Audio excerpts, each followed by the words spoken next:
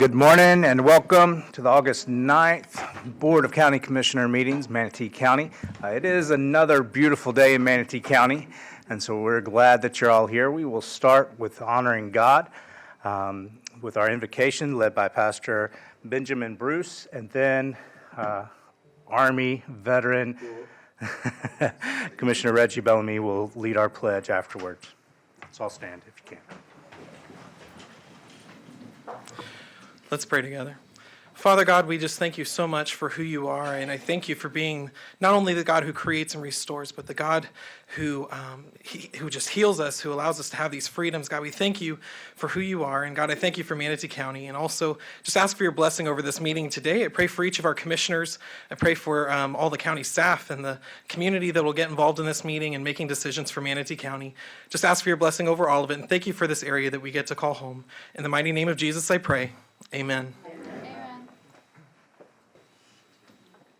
I pledge allegiance to the flag of the United States of America, and to the republic for which it stands, one nation, under God, indivisible, with liberty and justice for all.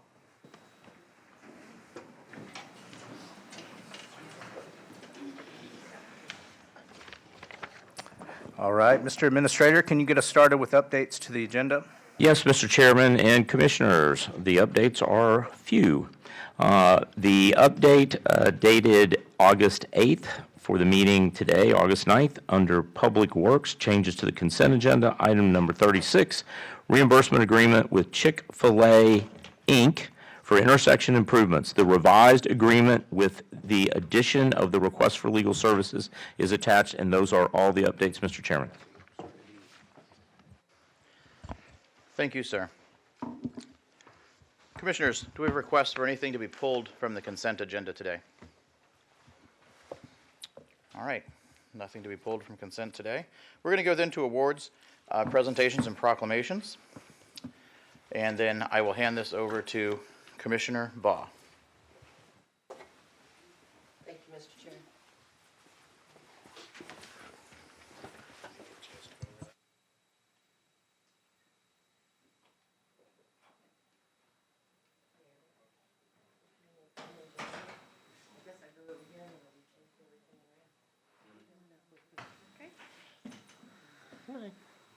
Come on, Hermie. I'm going to take pictures.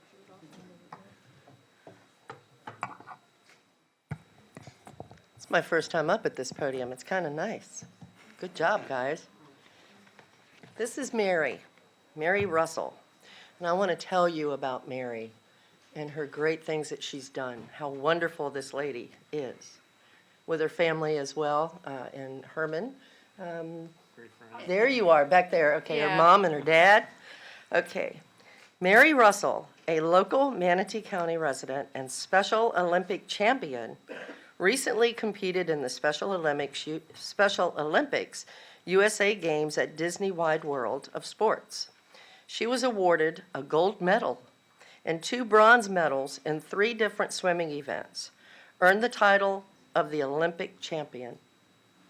All events were national televised on ESPN. Mary was previously competed in a number of national swimming competitions throughout the years in the country. Throughout the years, Mary has been an inspiration to all special need competitors and hopefuls by providing guidance and encouragement to those wishful future athletes. Her advocacy has inspired many throughout our country and Manatee County. This certificate is presented to Mary Russell this 9th day of August 2022 in recognition of the honor bestowed to her as the 2022 Special Olympic USA Champion of the Year and for her many contributions to the community. And Mary and her family happen to live here in Manatee County. Yeah. So, this, Thank you. so proud of you. I gotta give you a hug Thank you. there. And District 5. I gotta add that. Yeah. Mary, please say a few words. Okay. Thank you, everyone, for doing. Thank you first, Vanessa and Herman, for doing this. I never even thought I actually would make it into this, And thank you, of course, to my family and friends for helping me get to where I am now today, and especially my parents, right there. And then thank you to Special Olympics Florida for picking me as one of their athletes to represent Florida. And thank you all so much, and have a great day. Well, Mary, don't go too far. Mary, don't go too far. The commissioners have a few things they want to say to you before you move on. Photos first, of course. And then Commissioner Servia and Dr. Hopes are on the board. Yes, Mary, I just want to wish you a very special congratulations to a gold medal winner. There aren't many people who can say that. I love the Special Olympics. They bring our community together. They bring our families together. We're so happy that you're here with us today. Congratulations. Thank you. Thank you. Dr. Hopes? Congratulations, Mary, and I will be the first to invite you to join us in District 5 when we open our new 50-meter pool and aquatic center in Lakewood Ranch at Premier. Oh.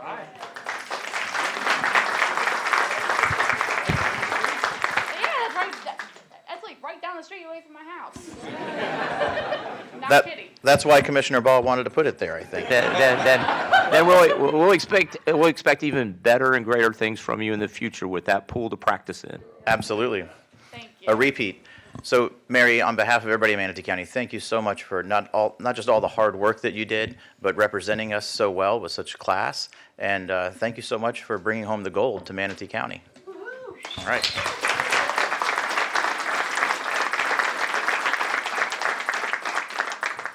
Okay. Thank you, Mary. All right, we're going to open this up to citizen comments on future agenda items. So this portion of the meeting is when we hear from citizens who would like to speak on an item that is not on today's agenda but may appear before us at a future meeting. And I have several cards here. We'll start with Beverly Martin. Beverly Martin would like to speak on the Lena Road extension. And after Beverly Martin will be Gregory Matthews. Ma'am, so please, when you come to the podium, folks, you'll state your first and your last name, your county of residence, and then you'll have 3 minutes to address our board. Thank you. Good morning. My name is Beverly Martin, and I am a resident in Manatee County, and I would like to thank the board for this opportunity to come before you this morning as a resident of Manatee County and to speak about the proposed plan for the north-south Lena Road, specifically the south portion of Lena Road at the 44th Avenue roundabout. My request for your consideration, your very serious consideration I would like to ask, is for this project to bring the existing Lena Road north to the 44th Avenue roundabout and stop there, not making the continuation for the north-south entire street. The influx of traffic and the inadequate existing traffic patterns that will greatly affect the residents of Rosedale are of great concern. I would like to ask if a traffic pattern analysis has been done in this specific area of Lena Road and State Route 70, along with the intersection of the 88th Street intersection with State Route 70. The potential for even greater traffic is almost assured based on the article in the East County Observer dated July 28th that the county takes a look at its controversial parcel. There are 161 acres at the north corner of State Route 64 and Lena Road that would be at the North Lena Road that your plan would connect to South Lena Road. Excuse me, I'm not used to this. Thank you. I'm trying to find it. The article stated that it is likely to cause more commission drama And I would like to say, not so much for the commission as it will for the residents of Rosedale. Changing the land use from urban fringe to mixed use that includes retail, warehouses, hotels, as well as residential, will increase that traffic greatly in the spoken of traffic pattern going south. As you know, at the intersection of Lena Road and State Route 70, vehicles cannot make a left-hand turn to go east on State Route 70. The required traffic that it is right now and will continue to be is for them to make a left before State Route 70 on 54th Drive East, then come through, and that is at the intersection of the Rosedale subdivision. They then have to come to that intersection in the traffic light to make a left in order to go east on State Route 70. At present, that is for the residents only, or used by the residents only, but as stated, with this 161-acre addition to all the business and all the activity that is presently up on 64, by extending that Lena Road all the way through north to south will cause a great traffic problem for us. Thank you, ma'am. Thank you for your consideration. Thank you. Next is Gregory Matthews, followed by Betty Sales Rhodes. First and last name, county of residence, and you have 3 minutes to address our board. Good morning. Gregory Matthews, Manatee County. I live in the Rosedale Golf and Country Club community on 87th Street in Bradenton, and thank you for the opportunity.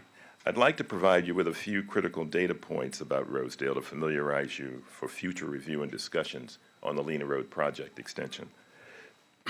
Rosedale is a 30-year-old gated community on 87th, as I said, between State Road 70 and 44th Avenue. We have 1,100 homeowners, equivalent to the size of University Park. We have over 2,200 registered homeowner vehicles, a public golf course, and a country club. And there are 2 staffed gates at either end of the community. And they have documented approximately 40,000 vehicles entering and exiting Rosedale every month. As Bev said, you may not know it, but our understanding, or I should say, our understanding of the Lena Road extension is to give opportunity for cars and vehicles and trucks to come through and make a left turn so they can get onto State Road 70 East. But that 54th Drive East is only about 200 feet from the exit of Rosedale. In addition, from the traffic light or traffic signal at State Road 70 to the intersection at 54th and 87th, there are only 7 car lanes. Individuals who want to make a turn from 54th Drive East to get to State Road 70 to go left to go east have to traverse 4 lanes of traffic, which means at that intersection of 54th and 87th, there's going to be a humongous traffic jam and backup. Even though there's a stop sign there, many people don't stop. So if they're trying to get to 87th to make a left turn on State Road 70, particularly in mornings, it's going to be a madhouse, which will have a backup into the community, and that intersection will be just a mess. As I indicated, we have documented 40,000 cars, vehicles, and trucks every month going in and out of Rosedale. Another concern is the increased or the inevitable increase in traffic noise. Since the expansion has taken place east of Lakewood Ranch Boulevard, those individuals who live in the southeast section of Rosedale are awakened every morning about 5:30 to the sound of tractor trailers and dump trucks. We envision the same thing happening with the Lena Road extension.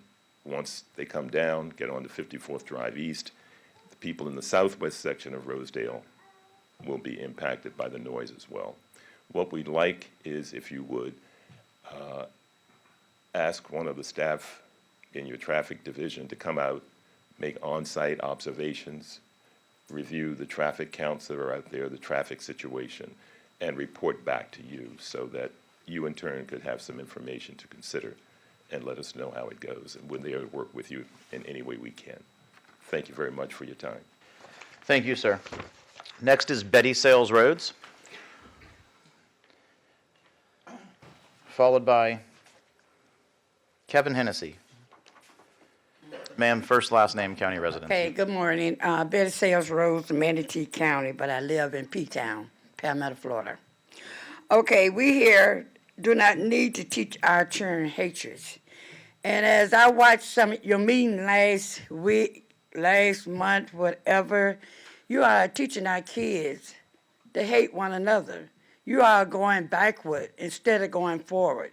I know some of you all up there voted for the governor of Florida, but I did not.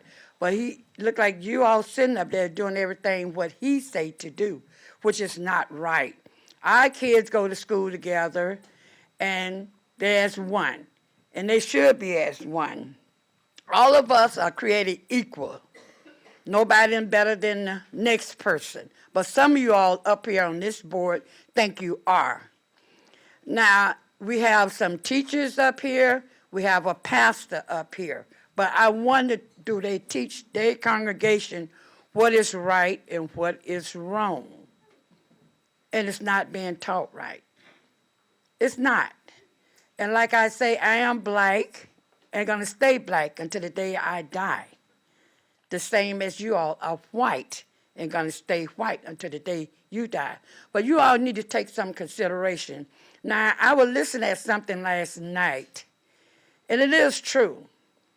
We have Whitmore at large, and we have Mr. Bellamy, District 2. Now, if we go down 9th, heading towards the mall, that is District 2, yours too. We still got the potholes that supposed to have been taken care of years ago. Years ago. The lights, the street lights are out, haven't been taken care of. You all trying to make yourself look good, but you're not taking care of our community in District 2. And me as a person, I don't care if you're white or black. I vote for the person who's going to represent me right. And that's what you all should consider, because like I say, some of you all got 3 more or 2 more years here, and people are going to think about what you are doing now. You are making Manatee County hate your place. Now, 5 years ago, you all know if y'all trying to put something on the agenda, that's why I'm here. We don't need that. Now you're going to bring more friction here to the pot here in Manatee County. That's why I'm here this morning. So I'm just saying, y'all up here, you all need to get yourself together and think and treat us as people, not as second-class citizens, because I'm not. I'm not one, because how I was raised as being a first-class citizen. So if you have anything to say, I'm not going to stay long about Miss Rose, Betty Sales Rose. You said why I'm here. Don't wait till I go. Thank you. Thank you, ma'am. Next is Kevin Hennessy. Kevin Hennessy.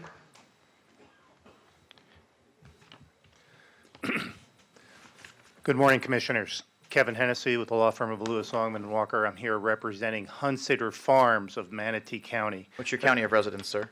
My county of residence currently is Pinellas County, Thank you. formerly Manatee County, if that makes a difference. At any rate, I'm here today because Hunsitter Farms needs your help. We've been trying for a year to build Phase 2 of the campground associated with Hunsitter Farms. They've been looking to add approximately 50 RV sites and a lazy river to the existing KOA campground that's associated with the farm.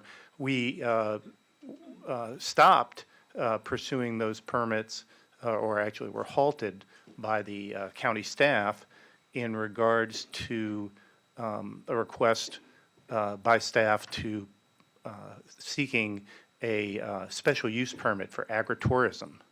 That matter came up before you all a few months ago, And I was present, and my recollection was that the board chose or directed staff that we had enough regulation.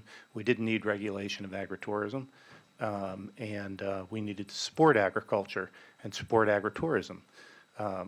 Subsequent to that meeting, we approached staff to pursue the electrical permits that we needed for the RV hookups and a permit for the lazy river, and we're told that staff was still going to pursue an agritourism regulation. And they did have a meeting on that, public meeting, although most of the public wasn't able to attend because the instructions weren't sent out correctly on how to join the Zoom call. But in any event, it appears that staff is pursuing a now, not a special use permit, but a temporary use permit. The problem we have is that the process continues. It prevents us from going forward. We've already lost spring, all our spring bookings, and now we need to be setting bookings for September. And we're being told that this regulation is being pursued, and it may not even be heard until October or later. And from our perception, it's contrary to the direction of the commission.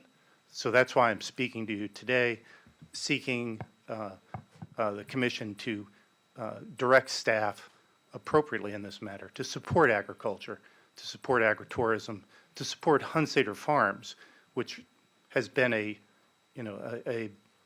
gem for this community for decades. Thank you for your time. Thank you, sir. I cannot imagine who would oppose a lazy river. I favor putting one in this chamber. But Ms. Ritchie, the last card is Ms. Ritchie. So first and last name, your county of residence, and you have 3 minutes. Belinda Ritchie, District 2, Manatee County. I come today, Women's Voices of Southwest Florida. I'm going to take my mask off for you. There you go. Had a little cough. Don't want to get anybody sick. I'm going to circle back to the 4-hour marathon session we had here in last chamber and the bring your gun to work policy that Mr. Satcher presented to the community. At the last meeting, I was here and witnessed the commissioners direct Administrator Scott Hopes, to poll the employees and to do a survey of said employees. And I know that you're not allowed, because of sunshine, to speak amongst that about yourselves. But we have a significant amount of employees who work here who are our friends in regular life that just happen to work here. So the information gets back to us on how this process is happening. And from what I can tell, and I've sent out some record requests, that they've sent a single email to the directors of the departments and asked them to ask their staff how they felt about it. Now, where I come from, that's not a survey. That's a questionnaire of sorts. I don't know if you're familiar with the surveys that were sent out about how the employees felt about benefits. That I believe that survey was sent via the HR systems that you have purchased. Those HR systems that you own have the ability to survey staff. So said employee doesn't have a county email. How were they asked for their opinion? Did every supervisor, director go to every staff and ask them how they felt? In my opinion, it would be in the best interest of your employees, who are dropping like flies, according to the newspaper, that you actually do a real survey in writing where the people of the county can look and see how said employees felt about it, not just a collective mess of emails, read this, read that, somebody responds. It's not fair to your employees. They're still scared. It gives new meaning to the note on the lunch in the refrigerator that says, "Don't touch my food." So, I mean, I'd hate to see there be some sort of argument where the staff get in arguments among themselves and then someone who has a concealed carry at their desk. I mean, you guys really need to take the time and ask your people. Thank you. Thank you, ma'am. That's the last card that I have. Is there anyone else who would like to come forward who did not submit a comment card, but would like to speak on an agenda item that is not on today's agenda but may appear at a future agenda or on a future agenda? Sir, first and last name, your county of residence. You'll have 3 minutes to address the board. For the record, Glenn Gibolina. So I'm glad we got the 3-minute clock up there. That's It's your county of residence, sir. Oh, Manatee County, Thank you. 42 years, voter and taxpayer. 3-minute clock, I see you got it back up there. That's good. Affordable housing funds, we need to move in the right direction. This last land use meeting was a disaster. We still have no money. The guy walked away with 200 bonus units.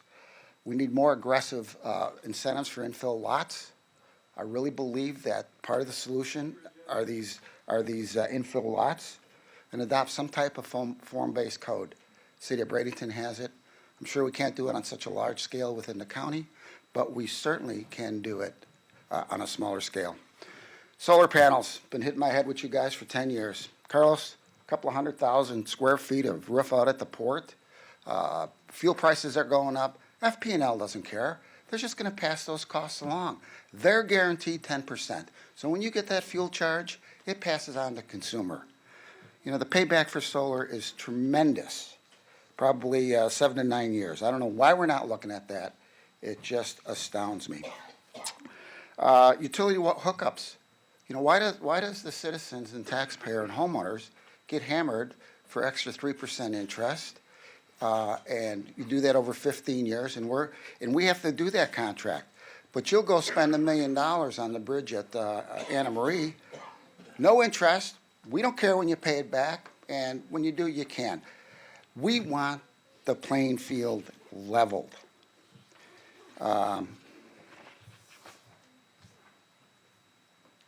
know, we heard the other day that the developers want to help. Yeah, they may want to help, but they just don't want to help in their own backyard. That's the problem that I have with these developers, not in my gated yard. That has got to stop. Quit drinking the Kool-Aid from these guys.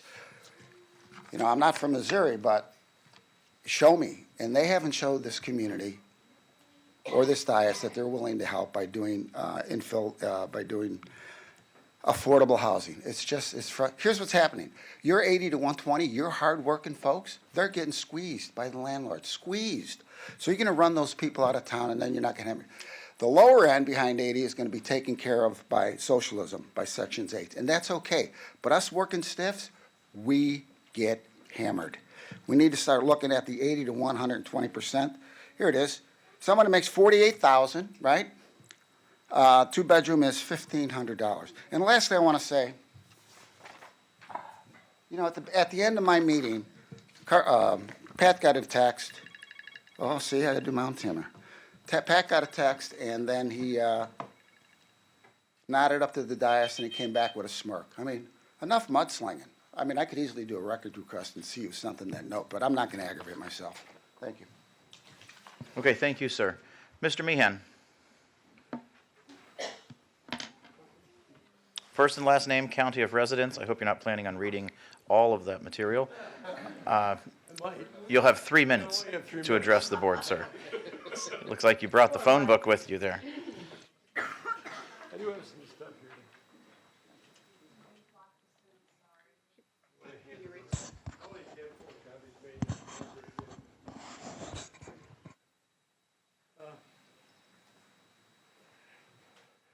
Mike Meehan, Manatee County. The reason I'm here today is I'm not sure I will be here for the budget hearings that are coming up in September. So I don't normally like to appear back-to-back meetings, but like I said, I don't think I'll be here in September. My first concern is the point 1, point 2, and point 3 millage, potential millage cuts in September. If you look at what's being proposed in terms of the millage increases, you've got a 0.15 increase for environmental lands, and then there's another 0.21 millage increase for the homestead. So it's coming up to about a 0.35 millage increase for fiscal '23.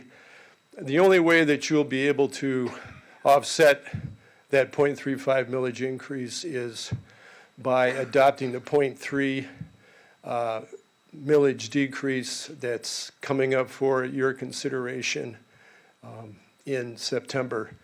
You already have 0.05 millage decrease on the board, so all you need to do is approve the 0.3, and you'll be basically break even with the millage increases versus a millage cut of 0.3 plus the one you've already done, which is 0.05. So that's a way to equal out the negative impact on citizens from this homestead and environmental lands increase. That's point number one. Point number two relates to Florida statute. It's not a very good copy, but it does delineate exactly what the Florida statute is with respect to reserves. It's 10% for contingency and 20% for next year's appropriation. Let's just take a round number and call it 800 million. So that means you're allowed about a $240 million reserve position on the county's balance sheet. Right now, the county's balance sheet is $690 million. So you're way over the Florida statute. And truthfully, Manatee County, when you compare it to other counties within the state, of which there are 67, we stick out like a sore thumb in terms of the amount of money we have on our balance sheet. It's right now at $690 million. We're at 2.4 times property taxes that were collected this year. So you could run this county for 2.4 years and not collect a dime, and you would still be able to function. Thank you. Thank you, sir. So is there anyone else who would like to come forward to speak on a future agenda item? Anyone else on future agenda items? Has anyone called in to speak on future agenda items today? There are no hands raised at this time. Okay, then I'm going to close citizen comment on future agenda items. Before we move forward, I am going to note that you're attending a publicly advertised meeting of the Board of County Commissioners. We're glad that you're here. You are not part of the meeting. You are watching the meeting. So when you clap or make any sort of disruption, you're disrupting our meeting, which is against the law. So we can't have any applause or anything like that. You're observing the meeting. I'm going to do consent, and then we're going to jump way ahead in the agenda. Sir? I do. I'm just giving you a heads up on what the plan is. Okay, so we're going to do consent, and then we're going to jump way ahead on the agenda to item number 35. Since we have about 50 people here, I think that's the appropriate thing to do. But before we do that, we have several people on the board who would like to speak. Commissioners Baugh, Cruz, Whitmore, and Bellamy. Commissioner Baugh. Thank you, Mr. Chairman. Several things. Lena Road, I want to thank the residents from Rosedale for being here.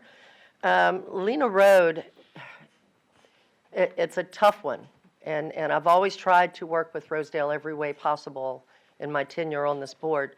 But I do believe right now that that is very important that it go through to connect State Road 70 and 64. That being said, I know that the Public Works Department is working diligently to try and make sure that we make it the best it can be so as not to disrupt the residents. I'm very familiar with your entrance with the stoplight there. I realize what you're saying on that, and I can tell you that I am having meetings with DOT regarding that to see if there isn't something we can do on State Road 70.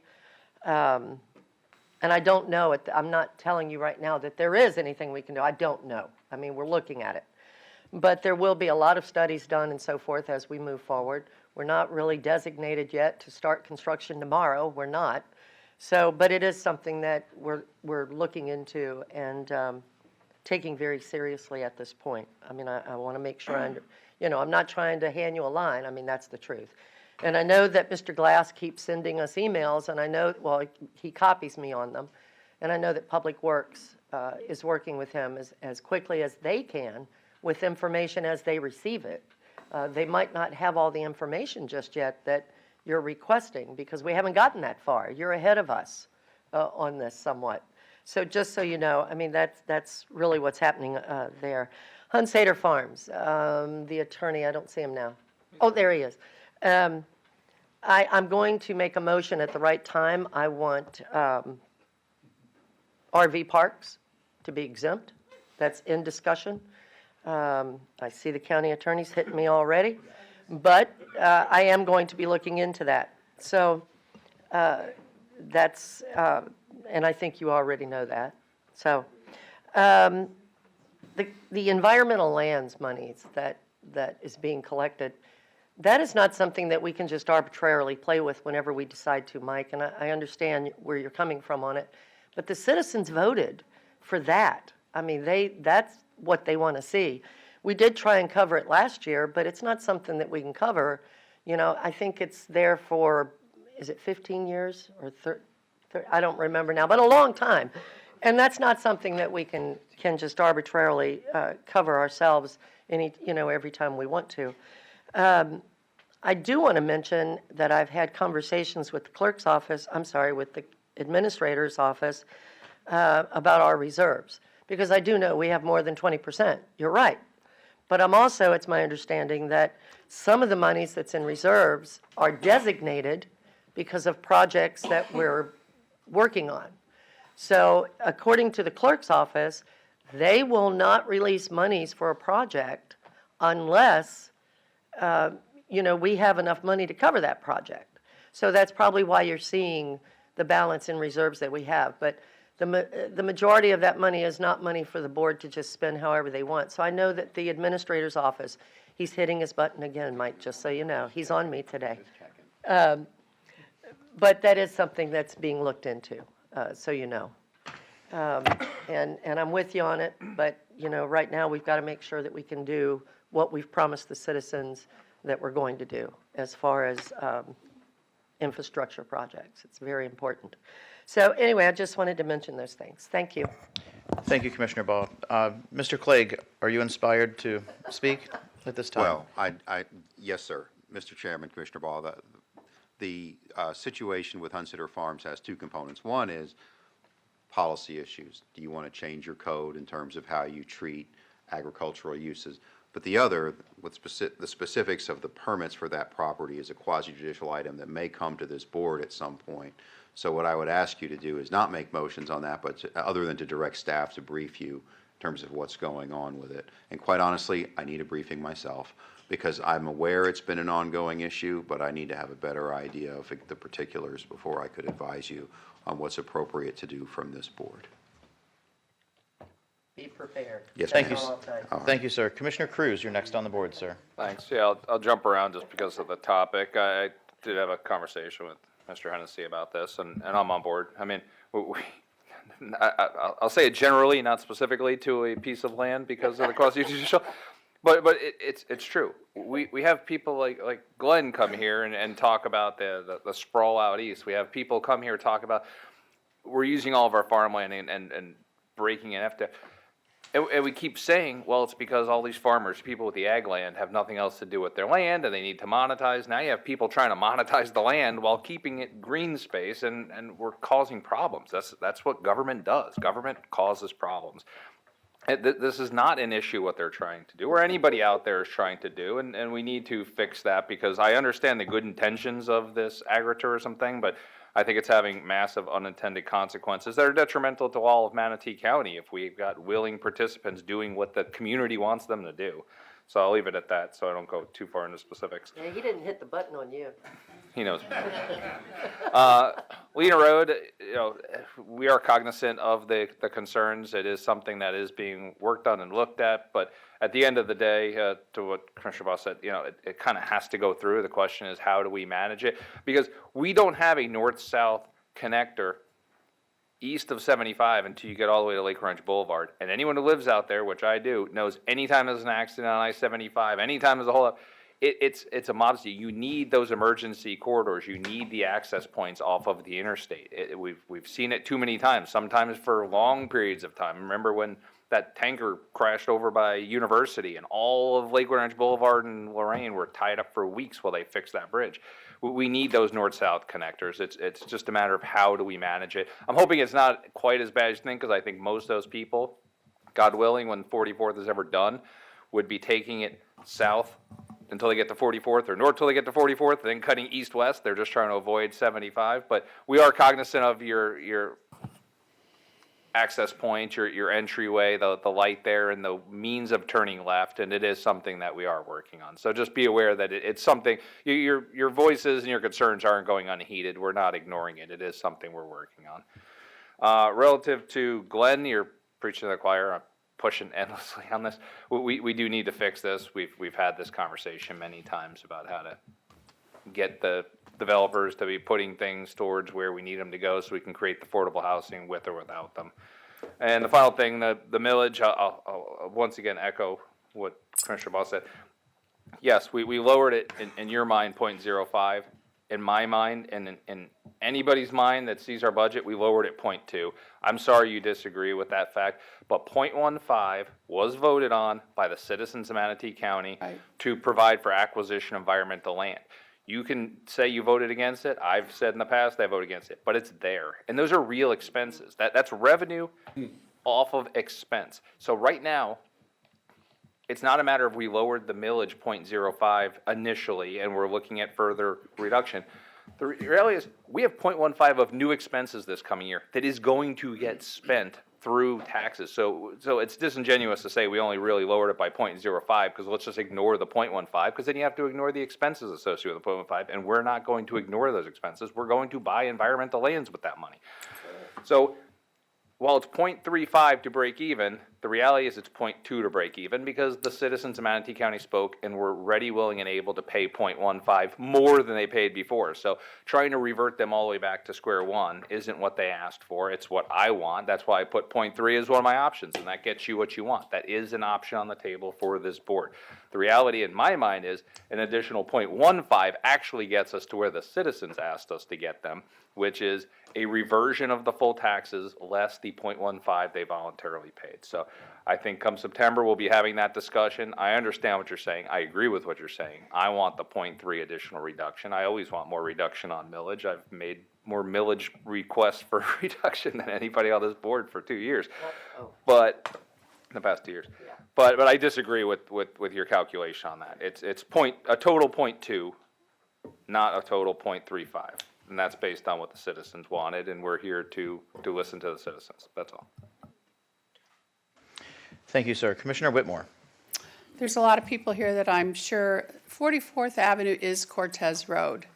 It's, this road has been being designed and built since before I was even in office, and it goes all the way from 75th Street West out east to Lorraine and then even further east.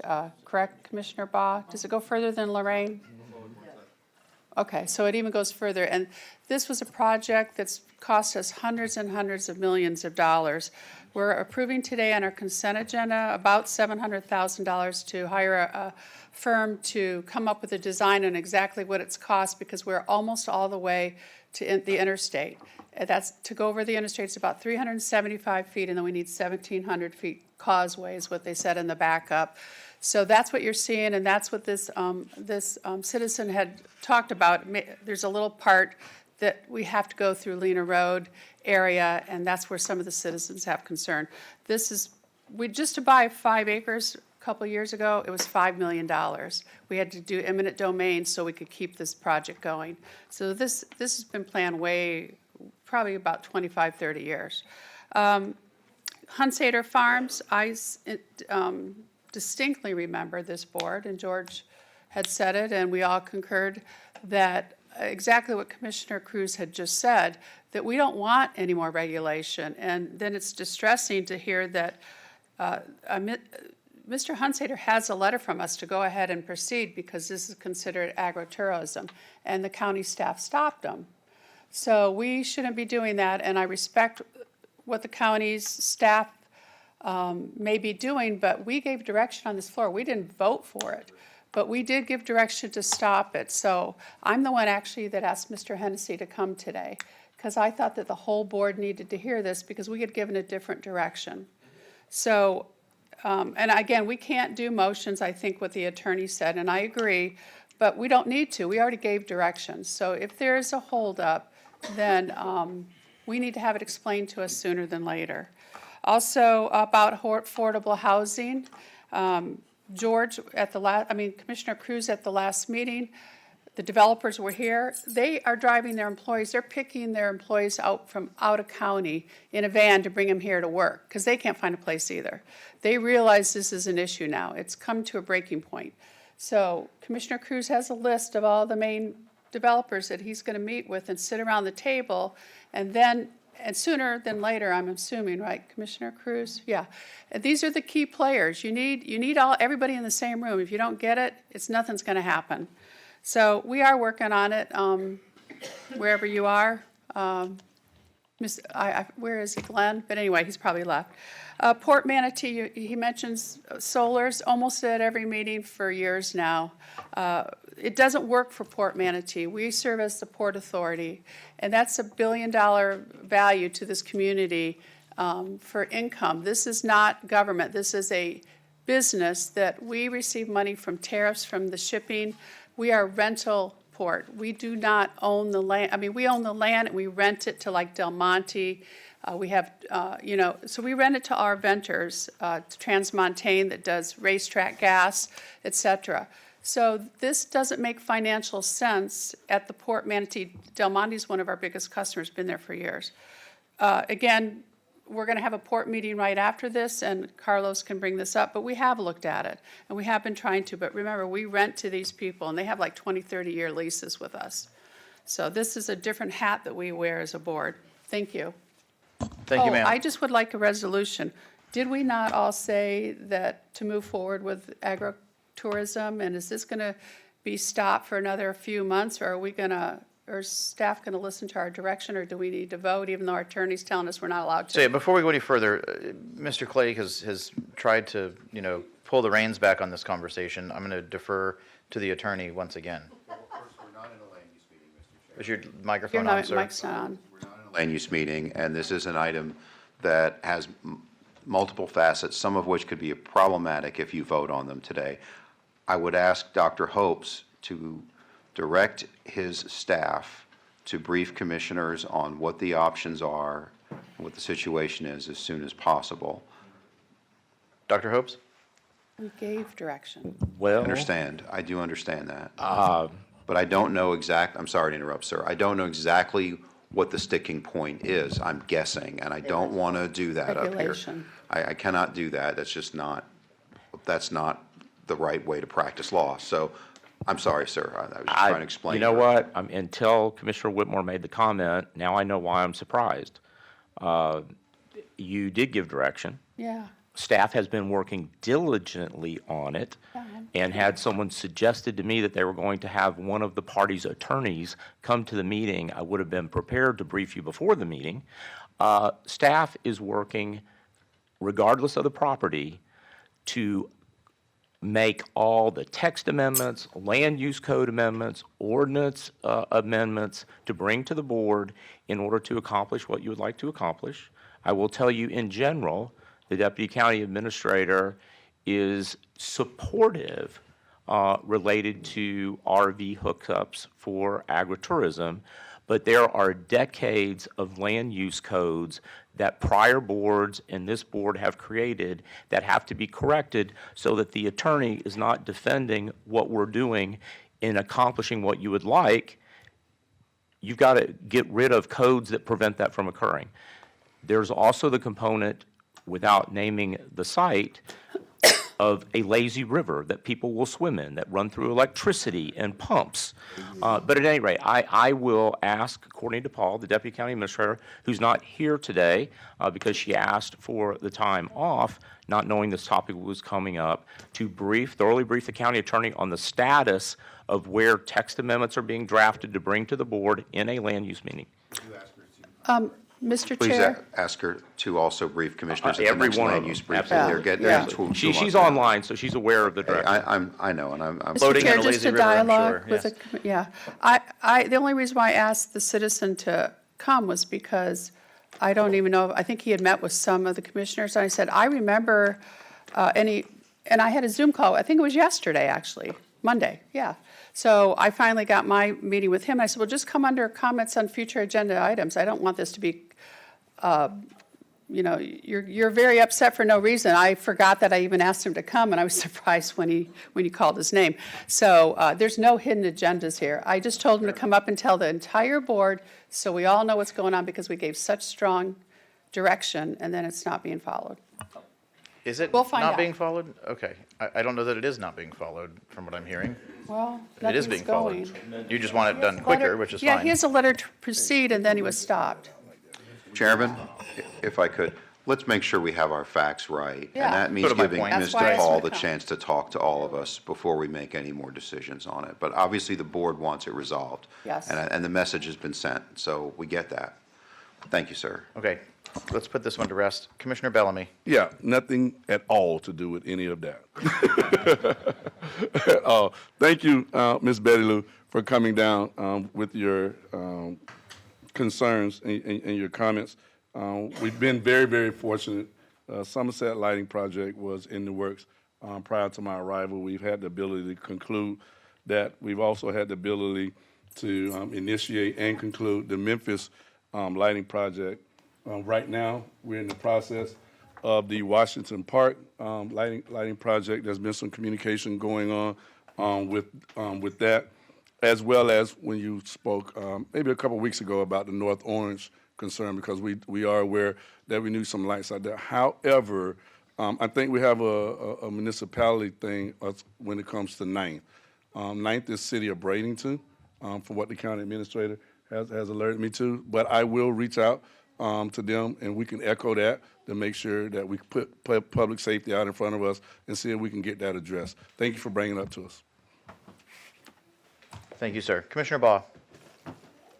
I just wanted to be on the record to clear myself in case anything comes up. I had asked for a briefing from Deputy County Administrator DePaul about this item. So she briefed me on it, and that's why I knew that it was much more involved. So I just wanted that on the record in case anything comes up. Thank you. Thank you, ma'am. Anything I would have said has already been said by commissioners, so we're going to move on with no one else on the board to citizen comments on consent agenda. Is there anyone who would like to come forward to speak on an item that is on today's consent agenda? All right, seeing no one, we'll go to the phone. Is anyone called in to speak on a consent agenda item? There are no hands raised at this time. All right, closing citizen comment on consent agenda. We'll now hold the vote. I need a motion for consent agenda from anyone. Motion to approve. Second. We have a motion by Commissioner Cruz to approve consent and a second by Commissioner Ball. All in favor of approving consent, please say aye. Aye. Aye. All opposed? Madam Clerk, consent passes unanimously. We are now going to go to item number 45 on today's agenda, skipping ahead, and that is all clams on deck. The presentation will be done by Mr. Ed Childs. Sir, stay over the podium, say your first, your last name, your county of residence, and you may begin your presentation. Thank you, Mr. Chairman. Ed Childs, Manatee County. Here representing the All Clams on Deck effort. We've had a very interesting 15, 16 months. This effort started 4 days before Easter in 2021 when the Piney Point spill occurred. And we all know what happened after that, and hundreds of millions of gallons of highly charged, nutrient-laden water went into our national estuaries right here on the northwest corner of Manatee County. And we were very fortunate here in Manatee County because of the conditions and the littoral drift that it did not come heavily into Manatee County, but they were not as fortunate in Pinellas County and Hillsborough County. And we all know the effect that it had here, and we saw the effect that it had there. And harmful algal blooms and water quality issues are what keeps me up at night. We started Solutions to Avoid Red Tide. I'm very pleased that Sandy Gilbert, the head of that, is here today. But we started that after the 95-96 outbreak that about put me out of business. That was 11 months and 21 days of red tide over 1995 and 1996. We had just opened the Beach House. We've got some of our folks here from the Beach House and our other restaurants today, and a lot of other supporters, and I certainly appreciate their presence. Lost all of our employees. Just had opened that, so it was a very, very tough time for everybody on the coast. And we all know that our economy is on the coast. 40% of Florida's economy is on the coast. We sit here today on the edge of the largest Gulf in the world. We are the only place in the country that has 3 national estuaries on our border. Florida has 4 national estuaries. California has 4 national estuaries. These national estuaries are what we are all about. It is our heritage, it is our history, it is our passion. It is why we are here. And if we are here, the fact that we are here, whether we were born here or whether we choose to live here or whether we moved here, it is incumbent upon us to be the stewards of these coastal estuaries and to make sure that they are healthy and they are resilient, because without them there will not be a dollar for public service, for education, for health care, for law enforcement. If we lose that economy, if we see property prices go down, if we see tourists not being able to be confident that they can come for their 1 week or their 2 week vacations. So we need to be doing everything that we can to promote coastal resiliency. START is still going today, does a lot about education and working on mitigation strategies. But when that outbreak hit and when the Piney Point spill happened, it was time to do something stronger, more direct. And so we hired a federal lobbying team and went after state appropriations and federal appropriations to promote biological mitigation strategies for coastal resiliency around bivalves and seagrass. This is not about ending red tide. We will not end red tide with bivalves and seagrass. It's a natural occurring organism that unfortunately gets exacerbated by nutrient loading, and we all know the progress we've had and the development we've had and the more people, and that is going to continue to come. We're built around that in our economy, but we've got to do everything that we can to mitigate the nutrient loading that is going on and make these coastal areas more resilient. And one way we can do that is through bivalves and seagrass. Today in the United States of America, 90% of the seafood that we eat is imported. 50% of that is aquaculture. And there's all kind of aquacultures, right? The big 5 in this country are salmon and shrimp and catfish and tilapia and oysters and clams. Now, all of those salmon, shrimp, tilapia, oysters have a degree of intensity from where they're grown. Are they in recirculating aquaculture systems? Are they in pens? What's the feed regimen? What's the wastewater regimen? Clams don't have any of those issues, and oysters don't. They're out there eating microalgae and cleaning water 24 hours a day, 7 days a week, all year long for us. And so what we want to do here, because these 3 national estuaries are we have the perfect conditions for raising bivalves, specifically clams, because of our freshwater to saltwater ratios, our water temperatures, our water quality. So we need to be doing a lot more of that, and we know that clams and seagrass together are very symbiotic, right? The clam cleans the water.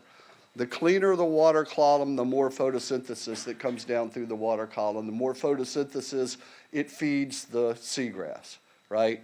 And that creates the habitat that is critical for the estimated 70% of the commercial and recreational seafood species spend part or all or some part of their life in these national estuaries that we have. So it is critically important. We, as you're aware, have gotten a $2.5 million state appropriations. We've gotten that because of community engagement and because of the leadership that this community has provided. Senator Boyd, Representative Robinson, the governor signed this legislation. The work that Braden Beach has done with both the broodstock clam restoration project that they sponsored and the clam projects that they've done, the work that this county has done on environmental lands, the work that this county has done for the oyster project or the Manatee River that I didn't know until 3 years ago was called the Oyster River in the 1800s. And so I thank you for that work. I thank you for continuing to support that project. And what we want to do now is we want to take this unique situation that we have, being the only place in the country where 3 national estuaries are on our border, and use that as a macro laboratory. I've planted a lot of clams, done a lot of scallops too.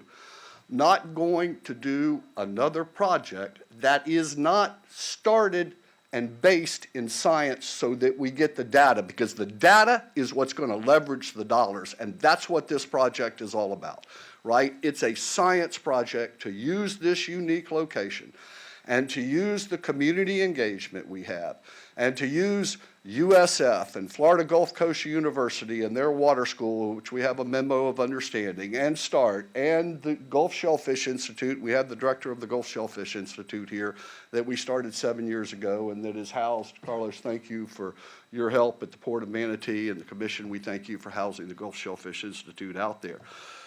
To develop, to say, we're going to do this in a thoughtful way now. We've got projects that have been going on all over the place, and now we have the relevant scientific community for the first time in my memory united to say these projects are important, but they need to be done in a thoughtful and considerate way, so it's not catch as catch can. It is the relevant scientific community coming together to say these are the 10 or 12 things that we need to be working on. Now let's take this funding that we've gotten from the state. Congressman Buchanan has championed a NOAA appropriation of $2.5 million that we hope that we are going to be successful in getting. We are asking today for a $500,000 match from our home county for this big science project. And the science that we get out of this, that I believe that will come out around carbon, around how much better forage fishery we have, about how much better water clarity, about what the benthic environment, what the organic matter is in that benthic environment. Is seagrass importing? If scientists say this area is not a good area for seagrass, but it's a marginal area for clams, well, this project wants to be about putting some clams there. To say, okay, what happens then in the next year so that we're following all of that? Are those clams living? Are they doing well? Is seagrass importing, which the clam farmers and Dr. Crosby from Moat will tell you happens? And if then 2 years from then we find that we can put seagrass or seagrass is imported in, that is critical information.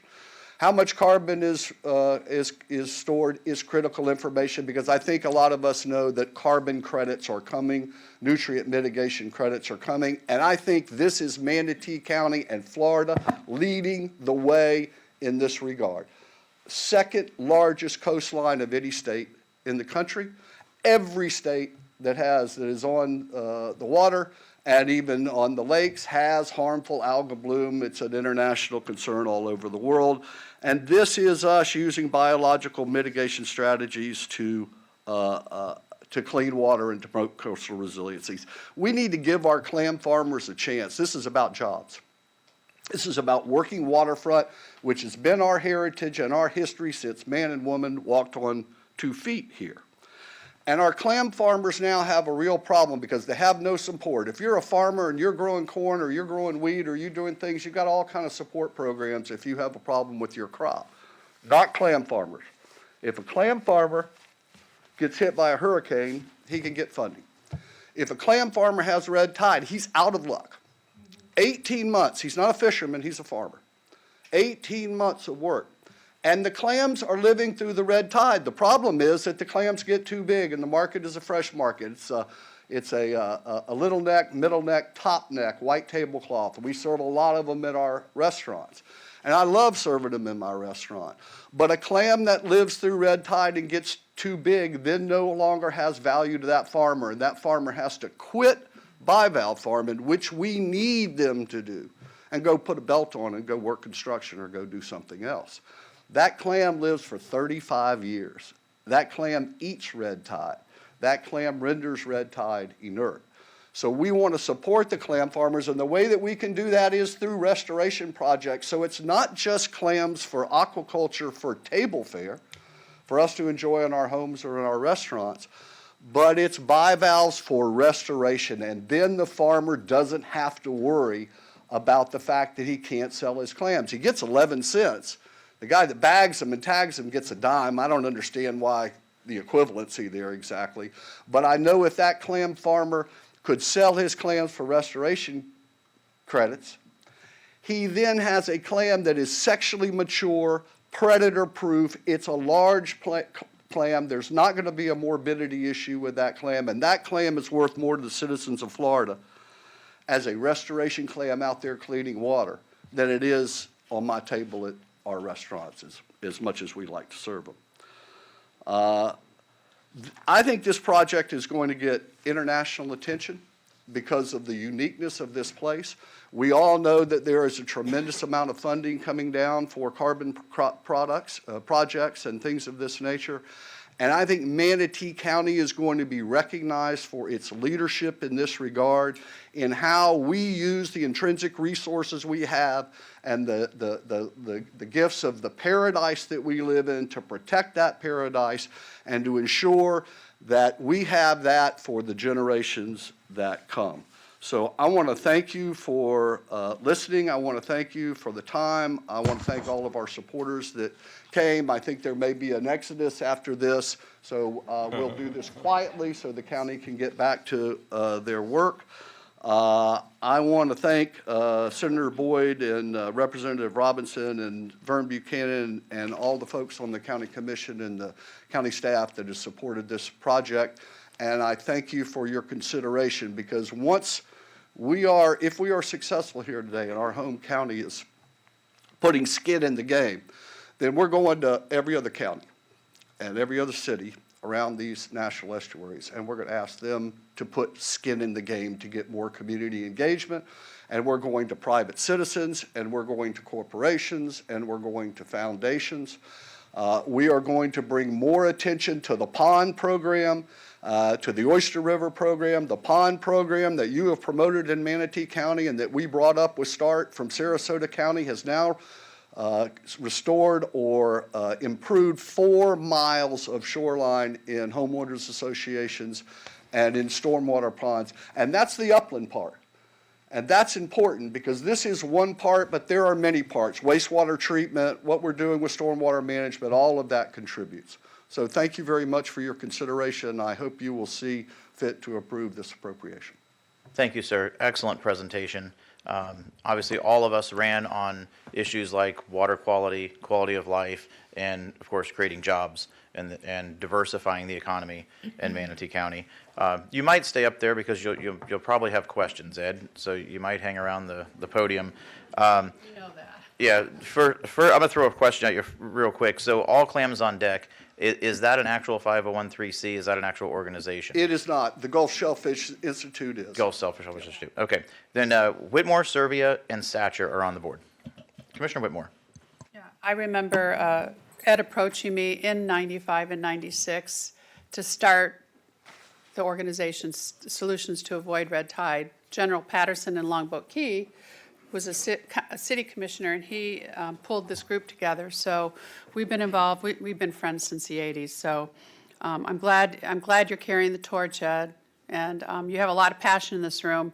Usually we have people in red shirts yelling at us. So it's kind of refreshing to have somebody, so many citizens coming to see how government works. It's all about the money.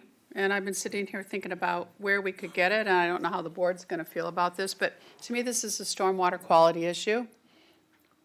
The administrator has left. I know Charlie's in the back. Hopefully somebody will allow him to come out here. Charlie, if you're hearing, I would like him to come, but we possibly could get some monies out of the reserves from stormwater. That would be in utilities. That's another fund. The commissioners, I think, have 1.1 million in the reserves, and I don't think we've used it all. And you can use it, there's no discretion on what we use it for from this year before we carry over in October 1st. So I was hoping, hopefully Mr. Hopes will come back. But these stormwater ponds that you're talking about, I know some HOAs are using them now. Sandy came before us, like 3 feet from the shoreline, and all the stormwater pipes helps filtrate some of the discharge, and I know some are that's starting to carry on. Ed, you got a passion. I think this will work. I think like when I was on Sarasota Bay Estuary, the water quality in the bay was the best it had been since the 50s, and it went down in the toilet like the last 5 years. So it's so distressing to see, and I'm so glad you've been passionate and going around and doing this, because you don't have to do this. You could just sit back at your restaurants and do your thing. And thank you for building one out in Parrish. We just approved that the other day, so that's good. But, you know, I'm supportive of it, and I'd like to know if what the board feels, and if there's any way that we could find where we could find the monies in this budget. And then hopefully some of the commissioners here will travel with this group and go to other counties to say how important this is to water quality in the whole region. That's Yes, it. thank you, Commissioner. And yeah, general revenue, natural resources obviously would be I would think the primary funding source, but there are other potential funding sources as well. Commissioner Serbia, then Satcher, and then Clegg. Thank you very much, Mr. Childs. Thank you for all of your work, for all that you are doing and continue to do. Sandy Gilbert, thank you. Just an unbelievable impact on our community already, but we need more. You know, this is about ecosystems. This is about jobs. This is about tourism and our economy. All of those things hinge on improving the health of the Gulf. I was telling someone last night in an interview that I proclaim to be a conservative, a fiscal conservative, a Main Street Republican, but part of being a conservative is conserving our environment. It's the most important thing that we can do. We have growth issues right now and traffic issues. Those are a top priority, and they're intermingled in what you're doing. It's a big part of it. I've talked with people about the need to replenish our reserves. We can't just go and grab from the reserve every single time that there's an ask. What we need to do is reprioritize and take a look at what we're spending money on and where our priorities lie. And this is a top priority, in my opinion. And we can be the leaders in the state of Florida and our region by showing that we've got skin in this game. It's a scientific method. I love that you're basing everything you're doing on science and data. Thank you for doing that. And once we take the step forward, hand in hand with the state of Florida, the nation's going to follow us with that appropriation, I'm confident. And other communities around us will do the same. But without us taking the first step, we're going to have trouble. Well, thank you, because I think that's exactly right. It's about leverage. It's leveraging what this county has done, what Bradenton Beach has done. It's $500,000 from this county, $2.5 million from the state, $2.5 million from the feds, and we hope that will be recurring. Private money and foundation money going to other counties. So your $500,000 coming out of our home county gets us started on that effort. And our plans are that we're going to leverage that money in a very big way to bring it all in and to unify. As I said, we've got the relevant scientific community unified. We need to be taking the science from the Manatee River Project, from the Charlotte Harbor $1 million that they got, from $4 million that is in DEP for bivalve and seagrass research. And now we have Dr. Todd Osborne, who's the leading scientist in this regard, the state out of IFAS and the Whitney Lab, that is bringing that all together to say, let's not do these, as I said earlier, catch as catch can. Let's make sure we're doing what these 10 or 12 things that we need to be working on, who should be doing them where, and we're doing it in a thoughtful, coordinated way. So if we can get the support of our home county, I think we can really continue to leverage dollars and provide the community engagement that is critical here. One other thing that I want to say, I've had the pleasure of serving on the TDC for a long time. We've got the Love It Like a Local campaign, which is exactly the message. We want people that respect our values, that want to leave a light footprint. And I've had some really great discussions with Elliot Falcione and some of the folks on the staff there about, let's take this Love It Like a Local, let's take the Guy Harvey Marine Academy out at the city of Anna Maria now, which is so exciting, what Mode is doing on the city pier, what Jim McDaniels and the folks at the Anna Maria Community Center, and Jim, it's nice to have you here and your support, are doing with their environmental programs. And let's give our tourists that come year after year a chance to be involved in this and say, get your kids wet for 2 days that they're here. Have them participate in the community center program. Adopt some clams. What a great thing to do, right? Adopt some clams, adopt some seagrass. Come back every year and check on them. Add some more clams to this. That's the kind of community engagement that we have here in Manatee County. Yes, sir. Thank you. Commissioner Serbia, anything else? All right, Commissioner Satcher, you're next on the board. Thank you, Mr. Chair. Mr. Childs, so the 2.5 from the state, is that fait accompli? Is that done? Yes, sir. Okay. Yes, sir.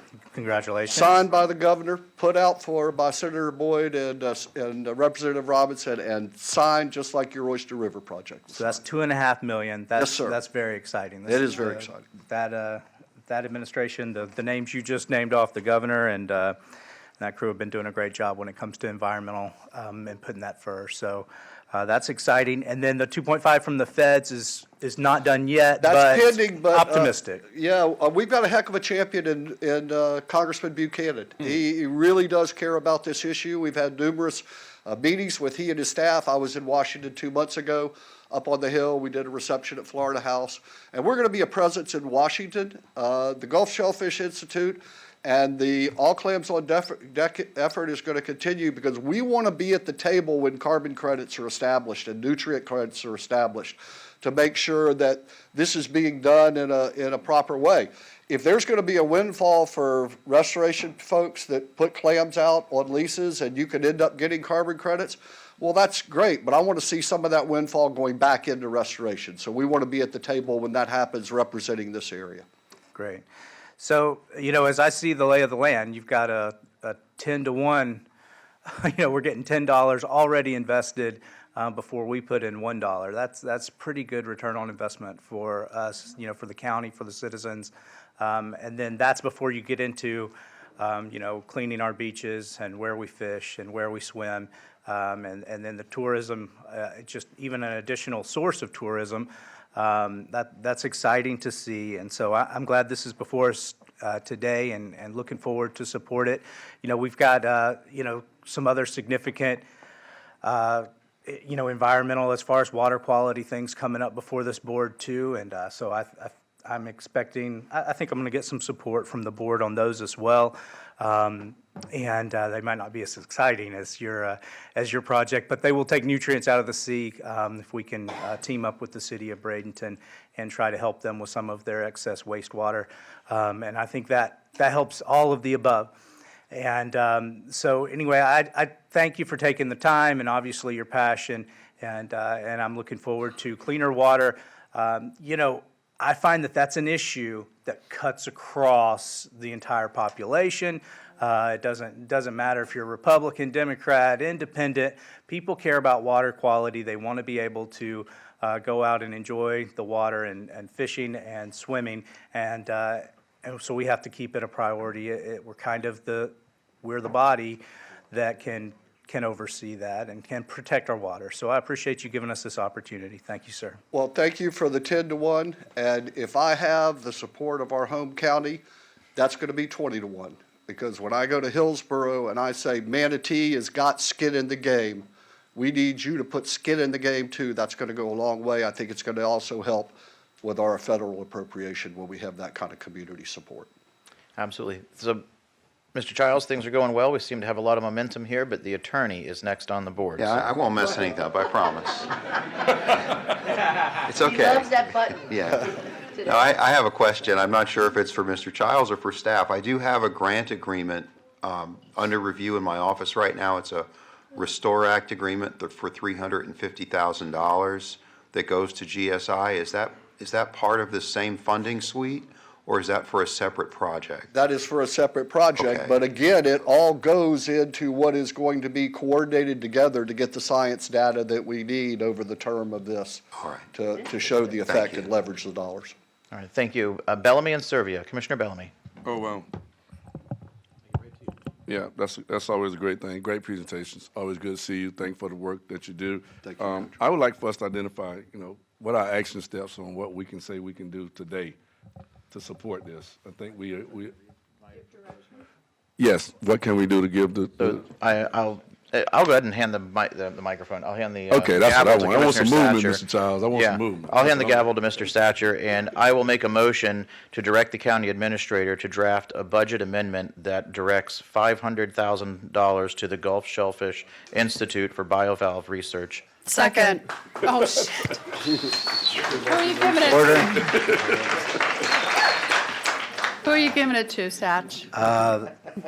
Seconded by me? No. No. I have a motion chair. from Commissioner Van Ostenbridge, seconded by Carol Whitmore. You. Oh, sorry. We will need to go Sorry. to public comment on this.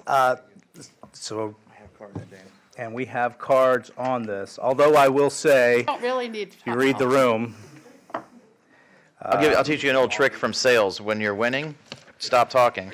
But if you want to come up, you can come up. Thank you, Eddie. so I have Stephen Hesterberg come forward. You can speak. Yeah, we should start that. Would you like to just wave in support, or would you like to speak, sir? Wants to speak. Would like to speak. All right, go ahead. You have 3 minutes. State your county of residence and your name. Sure.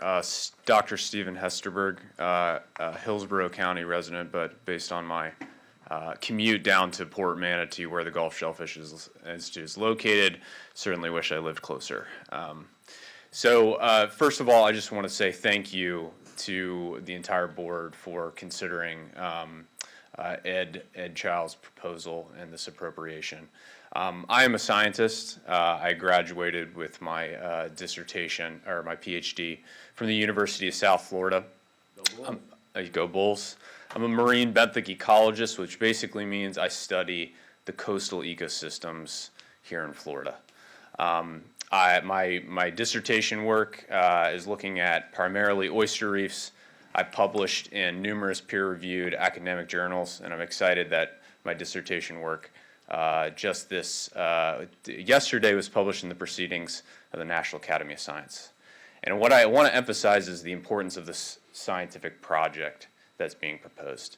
We have some of the leading experts in marine ecology across the state of Florida, from UF, from USF, UCF, FGCU, coming together to basically put restoration efforts back into our coastal waters. Manatee County is essentially on the Gulf Coast, the epicenter of some of the largest seagrass decline. As you mentioned, water quality has been fantastic in Sarasota Bay for a while, but between 2016 and 2018, that took a drop. And so that's what this is all about, right? Is restoring coastal habitat, providing economic opportunity for farmers. We're utilizing the shellfish industry to restore bivalves and seagrass. And I'm not going to get into the specific science. I'm sure if I can brief you independently if you're interested. But, clams and seagrass fit hand in hand together. Right? Those clams are filtering water. They're making it clearer, which allows more light to access seagrass and allow it to grow. Also, too, they're taking that algae from the water and they're depositing through their waste to the benthos below. So seagrass are getting twofold. They're getting light coming down and they're getting the nutrients that they need to recover. So what we're trying to do is a co-restoration project where we're co-planting seagrass and bivalves for economic and environmental benefits. I did want to mention, the attorney brought up our additional contract through Manatee County. I just want to clarify that is for specific applied shellfish aquaculture research. So that is for answering research-related questions for the aquaculture industry. Oh, Thank you, sir. Appreciate it. I have Sandy Gilbert.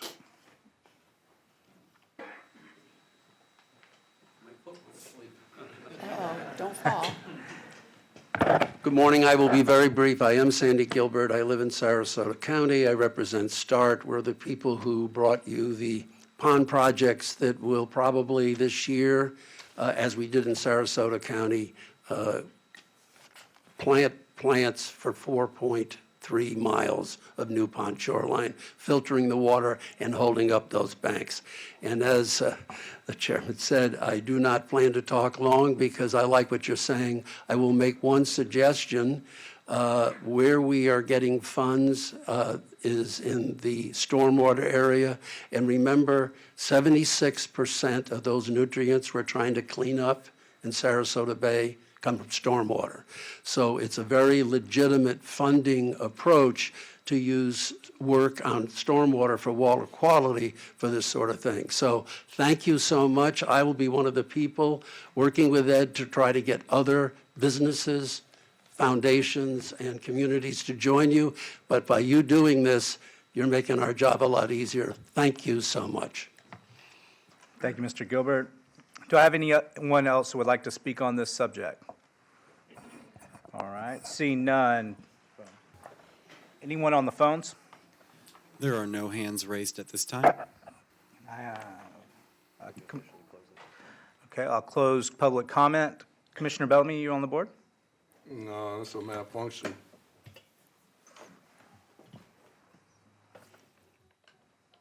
Commissioner Whitmore, I still have you on the board, is that correct? Yeah, it was a question to Ed that I didn't know if we,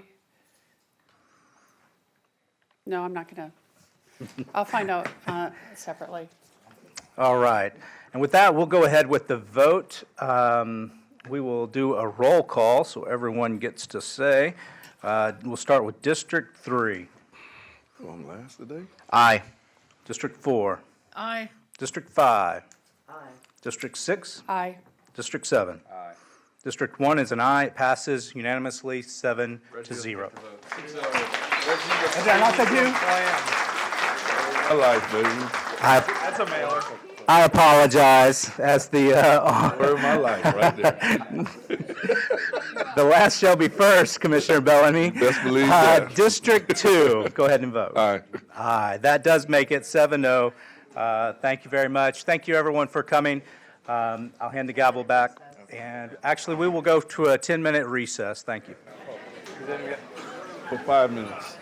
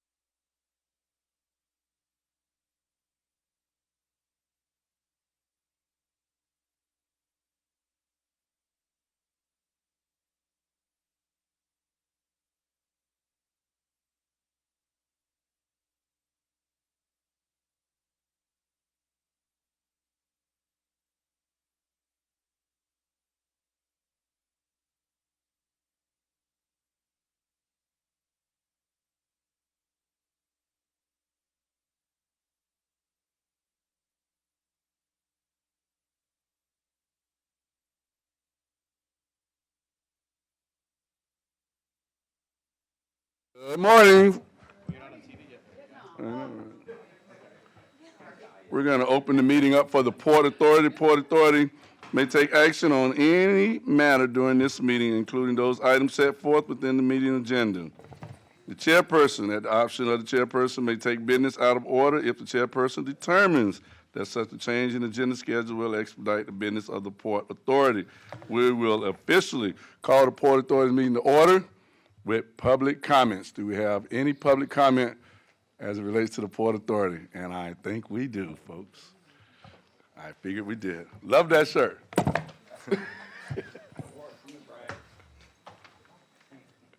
For the record, Glenn Gibolina, Manatee County, taxpayer, citizen, voter.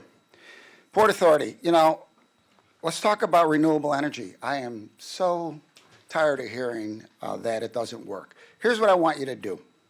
You know, you have hundreds of thousands of square feet of roof at the port under Carlos' leadership. You lease those buildings, you can easily say, you know what, we're going to put 20,000 solar panels up there, and we're going to go into a power purchase agreement with Del Monte or whoever's out there and offset their electric bill. And it may take us 7, 9, 10 years to do it, but after that, we're gonna pocket that money for the next 15 or 20 years. This deflection that say it doesn't work, the numbers don't work, you want to shut me up? Go get 3 PPRs, request for proposals, from 3 reputable solar companies, go out to the port, take a look at it, and give us the numbers back. I'm a facts man. Missouri, show me the facts. You can't do it. I've been doing solar for 40 years. I remember it was $15 a watt. It's about $1.50. So don't tell me the numbers don't work. You want to do a demonstration? Let's do a demonstration model. The average house is 10 kilowatts. Let's do 100. They've got an administration building. They could zip up some carports and throw it on there and do a demonstration model with real numbers. And you'll be surprised what you are going to find. Let's talk about Del Monte. The reefers, they got hundreds of reefers. 3-phase power, sucking that energy in 24/7 to keep your fruit and vegetables fresh and the meat frozen 24/7. I'd like to know what that electric bill is. FP&L, largest solar installer in the country, and they make the numbers work. And you're sitting here telling me today the numbers don't work. I don't buy it. So show me the numbers, shut me up, or let's move forward with a demonstration project. You're the landlord. You can go into a power purchase agreement. Do you maintain the roofs? Oh, we need a new roof. Well, while we're putting on a new roof, we're going to put in about 50,000 solar panels, and then you're going to buy the electric from us and help offset that bill. It's crazy we're not doing that, right? Newport, Shipyard, Newark, up north, they have solar in their ports, right? Where it snows and wind and rain, they make the numbers work. California makes the numbers work. Manatee needs to make the numbers work. Please, just do a demonstration model. Bring me some legitimate power purchase agreements. Bring me some legitimate proposals, and either we'll move forward or I'll go away. So quit deflecting my answers. Quit telling me the numbers don't work. I'm from Missouri. Thank you. Do we have any more public comment? Do we have anyone on the phone for public comment?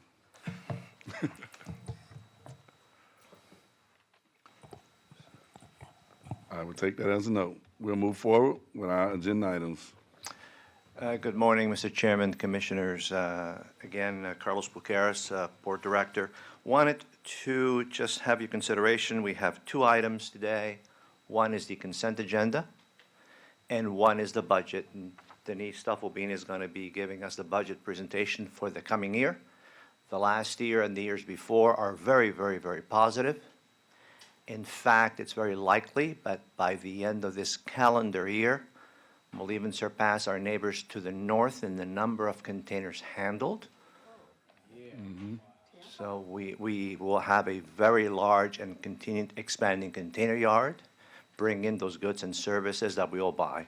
So Without any additional commentary on the consent agenda, we would look for your consideration for approval. Second. We have a motion and we have a second. We already opened up everything for public comment. All in favor, say aye. Aye. Pass unanimously. Item number 2. Thank you, Mr. Chairman, Commissioners. I'm going to have Denise Stufflebean now come up to provide the financial presentation for the coming year. Good morning, Mr. Chairman, Commissioners. Denise Stufflebeam, Director of Business Administration and Finance. I have a very short budget presentation, and Dan Fitzpatrick, our Director of Planning, will go over our CIP, and then that will be followed by a very short video, which was created in-house by our communications specialist, Sunshine Venable. She's here. She did a great job, and just want her to thank her for that. So before we discuss the 23 budget, I wanted to go over 22's budget to actual. We are having a great year. Our budget for 22 was $20.8 million, and through June of this year, we have already surpassed that. We are at $21.4 million. If you look at the waterborne revenue, we budgeted 12. We're projecting that we're going to end the year at $15.5 million. There's a couple reasons for that. One is juice. You may have read recently about the issues with the Florida crop. Well, those issues are generating additional volumes of juice imported from Brazil. Our imports, our container imports from Mexico continue to rise. We had 5 plywood vessels that came from Vietnam, historically shipped to LA and Long Beach, that came to Port Manatee. And we also had wood pulp that was destined for Texas, came to Port Manatee, transshipped to Mexico. So those were unexpected volumes and explain the increase from the budget to actual. Now, if you look at the refrigerated plugs budget of $300,000, and we are projecting that we're going to end at $2.2 million, I know that it looks like awful budgeting, but at the time we did the budget, the container yard and specifically the reefer plugs were not in, and so we debated, you know, when is the container yard going to open? When are we going to start generating revenue? So we decided to budget low and high instead of vice versa. So for our 23 budget, we are proposing a budget of $25.2 million. That's a 21% increase over last year's budget, but it's actually going to be less, we think, than where we're going to end this year. Our trade development staff has met with all our customers, and they have projected much of the same, but those unexpected volumes, we're not expecting them. So the budget of $25.2 million for the operating budget. Moving on to expenses. Expenses are budgeted with a 15% increase overall, $13.2 million up from $11.5 million. I focus on salaries because that is our largest expense. The salary budget includes the health insurance increase of 8%, a COLA combo merit of 6%, and we are also proposing adjusting the starting salary of our security staff. Security is our largest department. They're open 24/7, and right now the starting pay is $13 an hour. No, that's not right. So we would like to bump that to a starting pay of $15 an hour, and once they get their CDL license, an additional $1.50. The budget also includes 4 new full-time staff in the security department, and that's just directly related to increase in business. We need additional staffing for security. And then the other items for the operating budget is just based on today's market. Everything has gone up, so it's an across-the-board increase in running the port. And that's the end of my presentation, and I'm going to turn it over to Dan, who will go over our CIP. Wait, before we move Okay. Yes. for his presentation, we have a couple of commissioners, I think, that's on the board. Commissioner Van Oster's and then Commissioner Whitmore. Commissioner Van Oster. Yeah, so my question is towards salaries, and I guess it's probably directed to Carlos. Do you, I mean, $16 an hour for a CDL driver, 15. Well, you went up $1, right, after they get their CDL to 16? $16.50. $16.50. That's not very good. No, I think perhaps there's a misunderstanding. Okay. We mean gun license for passing their security exam for security, not commercial drivers. Concealed carry, so I didn't understand, I didn't hear it Oh. correctly. Just said Gotcha. security. Okay, gotcha. Thank you, sir. Commissioner Whitmore, and then I have a comment on that. Go ahead. Yeah, you're talking about security, right? Yeah, for the adjustment. Right, okay. Yes. I know we don't need to be doing this at the dais, but we're paying our lifeguards starting at 20. We're paying our transit. We lost tons of transit. Now, we realize government and port is entirely separate. We are very healthy at the port. That's the word of the day. And I think it's going to be a recurring. I don't think it's going to be, just a few years, because this is separate. This is a business. And I know we have loyal employees, but security is the most important. We're recognized, remember, in Washington, D.C., with our TWIC cards, one of the only ones that was actually reading the TWIC cards in the country. We're going to surpass Tampa. I can't say it here at the dais, but, well, Commissioner Van Ostenbridge did. I think you need to reevaluate everybody's salaries there, not just that. If you're paying one of the most important, departments I think you need to reevaluate it.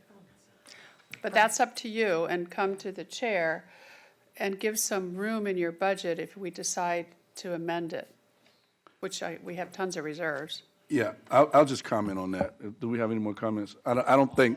I'm sorry, you have a cruising ball. Right, and that's where we're going with this. I'm not necessarily sure in this setting Not we this need to setting, have that type of dialogue. I think we all have the ability, if it's okay, to communicate directly to Carlos and express our concerns about it. I'm not saying that I don't want you all to speak, but I don't think when we start talking about salaries and how much we're going to pay employees and things like that, that we should bring that to this particular discussion why I said go. at this time. I'm not necessarily sure who was first, but I'll say Cruz and again. Ball. Cruz, okay, Yeah, thank you. I'll be quick, because I was going to say, we're not here to negotiate people's salaries. I don't know why we're having this discussion. Carlos wants the most successful port in the United States. He knows how to attract and retain employees based upon pay that's commensurate with the job, and he's going to bring the best people in.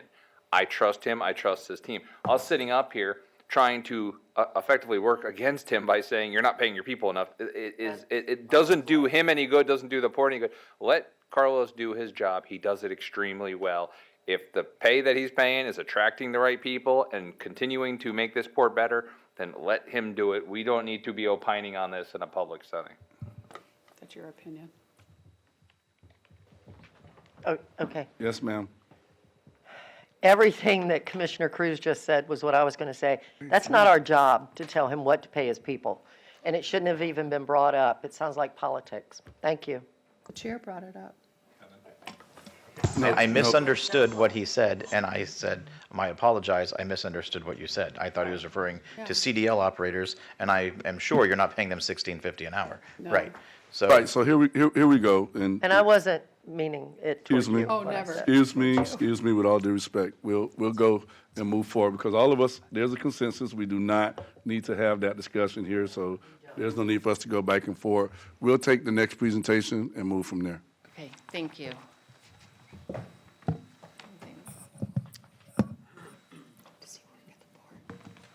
Yes. He's a brain, watch. This guy's very smart. Good morning. Good. Good morning, Dan Fitzpatrick, Director of Planning and Project Development. There are 11 major projects included on the capital improvement plan for fiscal year 2023. These projects focus on adding and restoring capacity to meet current and future demand. As an example, for our Berth 4 extension project, the project restores capacity at Berth 4 by extending the dock northward by 600 feet. And once completed, the project will allow 2 vessels to dock simultaneously at berths 4 and 5, something that hasn't been done for quite a while due to the average global ship size increasing over the last decade. As an example of another project included on this major projects list is our intermodal container yard project. This next phase will add nearly 5 additional storage acres to Southwest Florida's primary container yard. The project will allow the port to meet current demand, and the project is also part of the port's phased approach to meet future demand through the year 2041. We will now show a short video which illustrates the scale of these critical investments included in the port's capital improvement plan for fiscal year 2023.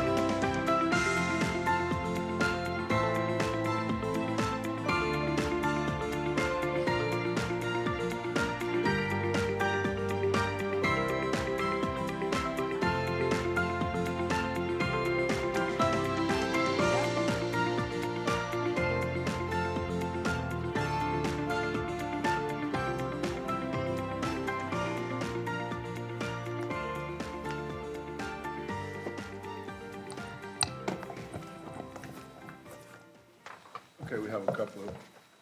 Check. Okay, we have a couple of commissioners on the board. Commissioner Servia? Yes, thank you, Carlos. Thank you to you and your staff. You make it very easy for the Port Authority that helps oversee this operation because you guys do a spectacular job. There's no other way to say it. I move approval of resolution for the fiscal year of 2022-2023, the Manatee County Port Authority budget. Second. We have a motion and a second. We do have another commissioner on the board before we go to public comment. Who's next? Commissioner Whitmore? I can't see it. Can I ask a question? The cranes now in Logistec, can you tell us where we are on the cranes financially? I think we own Big Joe. They pay for them up front and we're paying them back. And do we have 2 or 3 now? Well, I'm glad to report we now have 5. Oh, my goodness. Uh, We own them? or- Logistec, Okay. Logistec brought down one of their own cranes, a used crane, and we purchased, or Logistec, one of our largest stevedores, Yep. purchased 2 Right, we talked additional ones, Oh. brand new cranes, not from China. They were from Europe. And so there is a standing concern with the federal government to bring in Chinese cranes for ports. So we were very good, and we bought them from China. Sorry, from Germany, actually. And so we are now up to 4 cranes, and we have the capacity to grow exponentially, as you have seen, because we can unload those ships faster. So we're growing, and we're expanding the port thanks to those cranes. And no plans to do the gantry? Gantry cranes, there are. Oh, we And that would do? be part of the expansion of the port, because we can't take out a berth for 8 months or 10 months and put on a crane and not be able to handle the cargo on that berth. So as we build new berths, we'll be able to put in the cranes. Got it. However, the speed of the cranes we have now, the cranes that we have today, are maybe not, almost as fast in terms of unloading a ship as the regular gantry cranes at a fraction of the price. Commissioner Satcher. So I had a question. You're probably not, it'd be better to ask World Direct, but if you've heard any updates as far as the CSX and the new terminal that they presented to us, is that project looking positive, moving forward, or how's that going? Have you heard? Yeah, we are continuing our dialogue with World Direct Shipping and the CSX and even another potential user for the property. It's going well. There's a lot, of course, details to be resolved. Who puts in the capital investment and how does that happen and so on. But the fact that CSX and World Direct are prepared to move forward is very positive. That's all. Thank you. Okay, do we have any more commissioners? Okay, now we'll open it up for public comment as it relates to the budget for the 2022-2023. Do we have any public comment? I thought you was going to get up. We'll close public comment, and there has been a motion and a second. All in favor, say aye. Aye. And there are no nays, so it passes unanimously. And Carlos? Thank you, Mr. Chairman, Commissioners. Again, I want to thank you for your support. You are extremely critical to our expansion, and we obviously want to continue to grow the port in a way that makes us all very proud. Again, as we were saying, and Commissioner Satcher was pointing out, World Direct Shipping purchased 400 acres of their own money across the street. And it isn't for, just to be able to grow vegetables there. They're going to be expanding the port. We're going to supersize the port with your support over the coming years because the residents and the expansion of the population in Southwest Florida requires it. And so much like Miami, Everglades, and so on, we need to keep up. We need to be able to serve that community, and we need to be able to do it without bringing the trucks from Miami. We have enough trucks on our roads, so this will make it immensely easier to be able to do that. And thank you for your support. Okay, do we have any other commissioner comments? Commissioner Ball? Carlos, I just want to say congratulations, and what a year the port's having, and it's just wonderful to see and experiencing. Welcome aboard. I've not seen our new member. So good job, everyone. Thank you. And I would just draw in conclusion, we are very healthy, and I would thank Carlos and the team for everything that's taking place out there at the port. The transaction with World Direct, obviously, there's a lot of information that we anticipate coming forward with that. I know, just by firsthand experience, working with CSX, that's timely and that's going to take a little bit. I will say to the board that we had a great meeting, Carlos and I, with New College, and we spoke about how we can collaborate on trades and, communicating with the entities or the vendors out there, because New College has a desire to meet, trade individuals where they are, so we can obviously support, jobs out there at the port. So we were excited about that. And I just recently spoke to Carlos about, the environmental, what we just passed as far as the $500,000. See what can we do from the port standpoint, because we're healthy, to support that. So I'm excited. We're excited. There's a lot going on. If we don't have anything else, we're going to close the port meeting. Going once? Going twice? Meeting adjourned. Thanks. You didn't vote on the motion, I'm sorry. I thought we did. Yeah, it was unanimous. I thought we did. All in, Let's just do it again. so I got to reopen. We did. We voted. She's shaking her head no. Because I remember you saying unanimous. Right. So do we want? Aye. We're not in the meeting.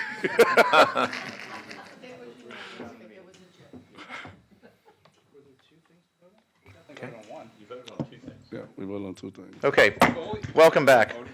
This is a regular meeting of the Board of County Commissioners, and we are now on item number 39. We have entered into advertised public hearings, presentation upon request. Is Sheila? Hi, Sheila's Sheila. out. Hunter is here today, Mr. Chairman. Okay. This is so- adopting a resolution 22-143 regarding the infrastructure sales tax to remove one project from the sheriff's projects and add another sheriff's projects in lieu of that. Hunter, if you have any questions? You want a presentation? Yeah, if it's one project, I think you should go ahead and give us the layout. Go ahead, Hunter. Yes, sir.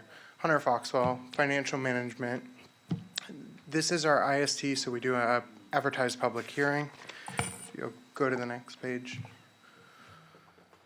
With this, we do the advertised public hearing, and you have to adopt the resolution along with the two budget amendments. So the resolution is to remove District 4 for the Sheriff's Office and to add District 5 for the next page. For That's just pretty clarification, vague. Hunter, that is a sheriff's substation that was planned for 4, will now be moved to District 5 and be built at Premier. Yes, sir. And as you can see up here, here are the two projects. You will be removing District 4 substation and adding District 5. Is that it? Yes, sir. Do you have any questions? I do not. I'll entertain motions. Make a move to approve. We have questions. Oh, I have two questions. I have a motion by Commissioner Baugh to approve and a second by Commissioner Cruz. On the board, we have Whitmore and Servia. Commissioner Whitmore. When I read it this weekend,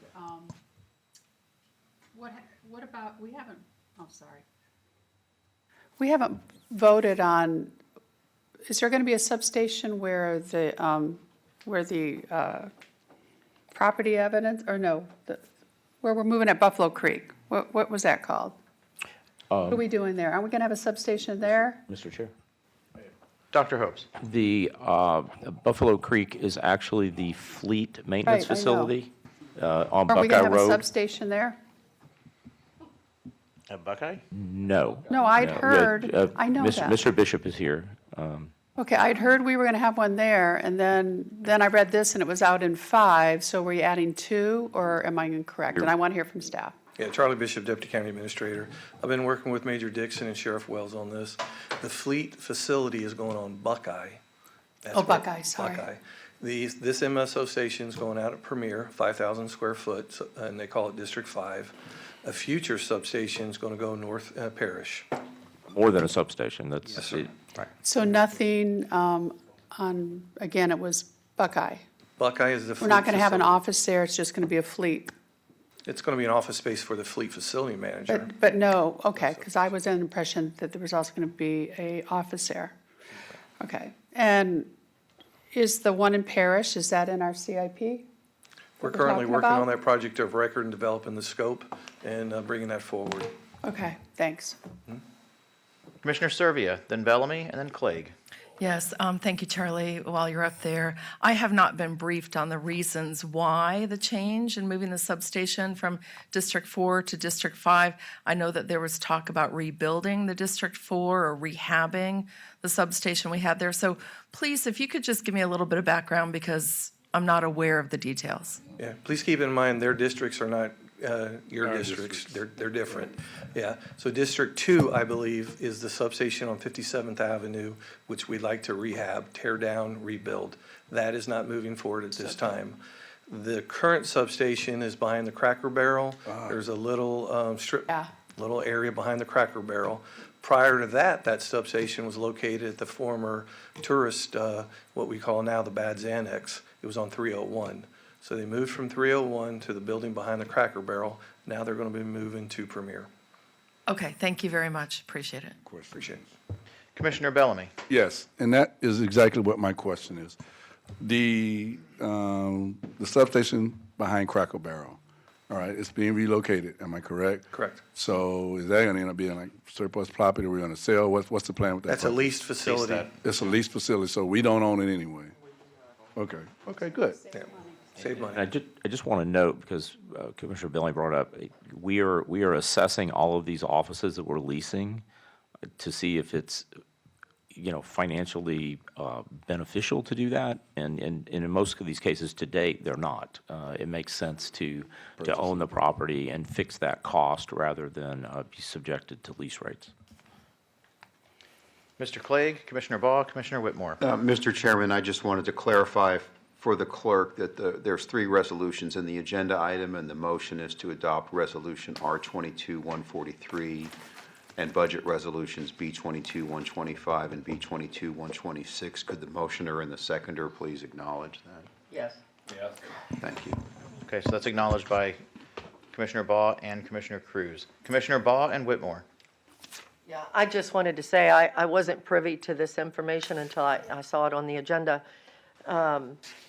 It's amazing, though. Everybody thinks I must know everything about everything going on. It's so funny. But I just wanted to say thank you for that because, in all honesty, Lakewood Ranch is a beautiful community, but it's very large. And then this also will cover Mayaca, which is huge. And so it's a very large land mass that will be most helpful for law enforcement, because I know it has been a problem for them in the past. So thank you. Thank you, ma'am. Commissioner Whitmore. And I would just appreciate a little bit better communication because since I represent, Commissioner Cruz represents the entire county, we don't have districts. Just to have communication, just about all the logistics here is the first time I'd heard about it. And the backup doesn't state all that, and I go by whatever is written on the agenda. So if we could, Mr. Administrator, when we have our briefings, stuff like this is important, and the 2 at-large do not have districts, so you may be concentrating with the individual commissioners in their districts, but we need at least I would like a little bit of information so I can talk about it intelligently when somebody asks. It was on the agenda. Well, yeah, it's your district, District 5, No, so. it's not. Oh, well, so what? It's money from the budget, and we're moving things around, so we do the budget, we're responsible. So I'd appreciate that. Thank you. Dr. Hopes, your last one on the board. Yeah, I just wanted to note that the staff, both Deputy County Administrator Bishop, Tom Yarger, and others have been working closely, and I have been working closely with the sheriff to look at what was in the CIP, what makes sense now, today, given the direction of the growth. And I will say, I'm happy to pull all the dates. We've been talking about a sheriff's substation at Premier for a number of months, both publicly, and this has been on the agenda. Those that wanted a full briefing were briefed on this IST change, but I will expand the role of briefing individually on as many of these projects as possible. Thank you, sir. We have no one else on the board, so we're going to open this up to public comment. Is there anyone from the public who would like to come forward to speak on the motion on the floor? Seeing no one, we'll go to the phone. Is anyone called in to speak on this item? There are no hands raised at this time. All right, we'll close public comment. We'll hold the vote. All in favor, please say aye. Aye. Aye. All opposed? Madam Clerk, that passes unanimously by a vote of 7-0. That brings us to item number 40. Elliot is here to present, and this is a TDC appointment, 2 TDC appointments. Good morning, Mr. Chair, Commissioners. Elliot Felchoni, Tourism Director. We have 2 interested citizen seats that are eligible to be open. We have 13 applicants, so it's great to see there's a handful of residents that are interested in tourism development. So I'm going to go through the applicants.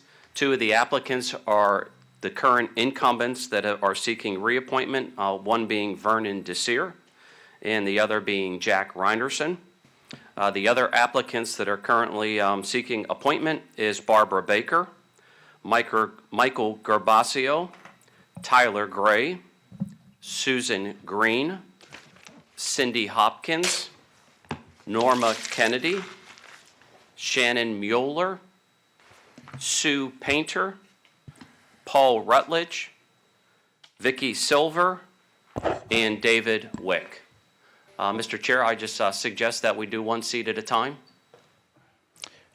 Let's go with who holds the first, who is the incumbent in the first seat? We have, they're concurrent, Vernon Desir and Jack Reinerson, two of the same. Okay, then it's the same seat, so we'll just simply open this up. On the board, every commissioner is on the board, so I will go in the order of the board for nominations. Commissioner Cruz, I nominate David Wick. Ditto.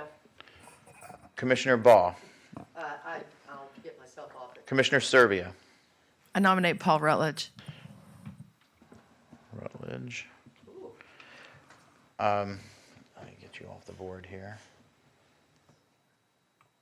Commissioner Satcher. I nominate Norma Kennedy. Kennedy. And Commissioner Whitmore. Desir. Desir.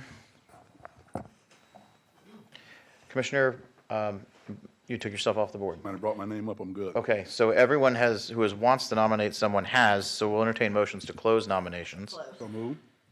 Okay, so we have a motion by Commissioner Baugh to close nominations, seconded by Commissioner Bellamy. All in favor of closing nominations, say aye. Aye. Aye. All opposed? Madam Clerk, that passes unanimously. So then we will, by a show of hands, all in favor of David Wick. Okay, that's 4. So he got it. So that resolves that. Okay, if you all want to put yourselves back on the board. You got lucky because I never took you off the board. You were looking down and I pushed it when you were looking down. Okay. Hey, I'm Right. here, I know. That's okay, we'll go through everybody anyway. Commissioner Whitmore, Desir? Yeah, and I wanted to say, I always, if the people are on it and they want to be reappointed and there hasn't been anything, no complaints or anything, I always nominate the incumbents that have been on it, so I'm going to do Reinerson. Oh, so you're not doing Desir, I'm sorry. You're nominating Reinerson, or? Yeah. Oh, no, wait a minute, I thought you said they were specific districts. No, he Oh, I'm said, doing- he said okay, they were I'm doing both the same. Desir. So you Vernon want Desir. Desir, so I have Sorry. Desir from, and when you make your nomination, just take yourself off the board, it'd be easier for me. So Desir, and then Servia, I nominate Barbara Baker. Baker. Yeah. Okay, Baker, You can do them. Satcher, Norma Kennedy. Kennedy, Baugh, Well, I wasn't going to take that. Paul Rutledge. He got Rutledge. off this time. He did, Rutledge, okay. Last time. Everybody took themselves off. Okay. So with no commissioners on the board, we'll entertain motions to close nominations. Second. Motion by Commissioner Bellamy to close nominations and a second by Commissioner Baugh. All in favor of closing nominations? Aye. Aye. All opposed? Madam Clerk, passes unanimously. Nominations are closed. We have Desir, Rutledge, Baker, Kennedy. All in favor of Desir, raise your hand. 2 for Desir. I'm voting Three. 3 for Desir. 3 for Desir. All in favor of Rutledge? 1 for Rutledge. Baker? Oh, all right. That's, how many, 0. I'm sorry, I didn't want to say it out loud, Madam Clerk, but if Sorry. you're going to make me do it, I guess I will. it just made us sound. Okay, and then all in favor of Kennedy? Can I vote second? I don't think you can. You get 1 vote. Okay, so 3. 3. All right, well, we have an intense round of voting here, taking Rutledge and Baker off. That leaves us with Desir and Kennedy, each at 3. All right, all in favor of Vernon Desir? 1, 2, 3. Okay, it's a good showing.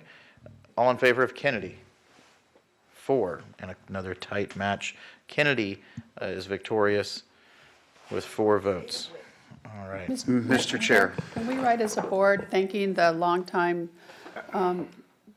members that were on it, thanking them on behalf of the chair for Absolutely. serving? I'll write something up and send it to them. Thank you. Absolutely. Excuse me, the county attorney. Mr. County Attorney. Yes, sir. Could you please call for public comment before you move to the next agenda item? It's fine to do it at the end, but we do need to do I it will. at some point. Is there anyone Thank you, who sir. from the public who would like to come forward to speak on the appointment of David Wick and Norma Kennedy to the TDC? Anyone call in? There are no hands raised at this time. Okay, we will close public comment, and Commissioner Cruz is on the board. Yeah, I just wanted to kind of go along with what they said about thanking everyone. This is a very tough list. I mean, every single person that applied for this position could have easily been on the TDC and been excellent at it. That's why, like, when we got to that last round and you had Rutledge and Kennedy and Desir and Baker, all of them are more than qualified. I would encourage all of you when new seats come up to reapply. I would have happily taken anyone. That's why I didn't even make a nomination the second round, because any of them would have been great for this, so, don't be discouraged by it. Thank you for wanting to do your part for the community, and keep applying, because all of you be excellent, and I'll happily vote for any of you next time a seat comes available.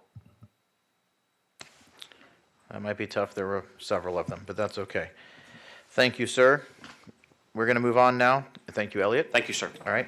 We're going to move on now to financial management and item number 41. Dr. Hopes, if you would introduce item number 41, Yes, Mr. please. Chair. This item before you is for the execution of the guaranteed maximum price addendum to agreement number 21TA003843RP for what was known as Canaan Park, to be known now upon the passage of a resolution in the future, Governor Ron DeSantis Park. Go ahead, Mr. Yarger. Tom Yarger with Manatee County Property Management. I'm the Construction Services Manager. I want to talk a little bit about Canaan Park. I have a drawing here. I need to frame it. There we go.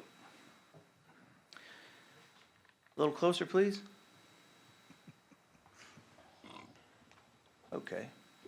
So, Canaan Park, future Ron DeSantis Park, is located on a corner of Tallabassett Road and Prospect. It is, the design team is Folly Bryant, local, and the construction team is Tandem Construction, they're also local. Focus that, please, so we can see it. Yeah, the map is a lot of focus. I'm glad we have invested in IT upgrades in this room. I feel like when I was a kid at the family cabin and Dad's got the antenna to the TV, Very good. Okay. There, that's better. It's like Thank you. rabbit ears on the TV. Yeah. Okay, Commissioners, moving forward, this is a 17-acre park. There's about a half a mile of shell paths. There's a small dog park that's about 7,600 square feet, and a large dog park that's 13,500 square feet approximately. Each one of those is fenced and has a pavilion. There are 2 fenced lighted pickleball courts.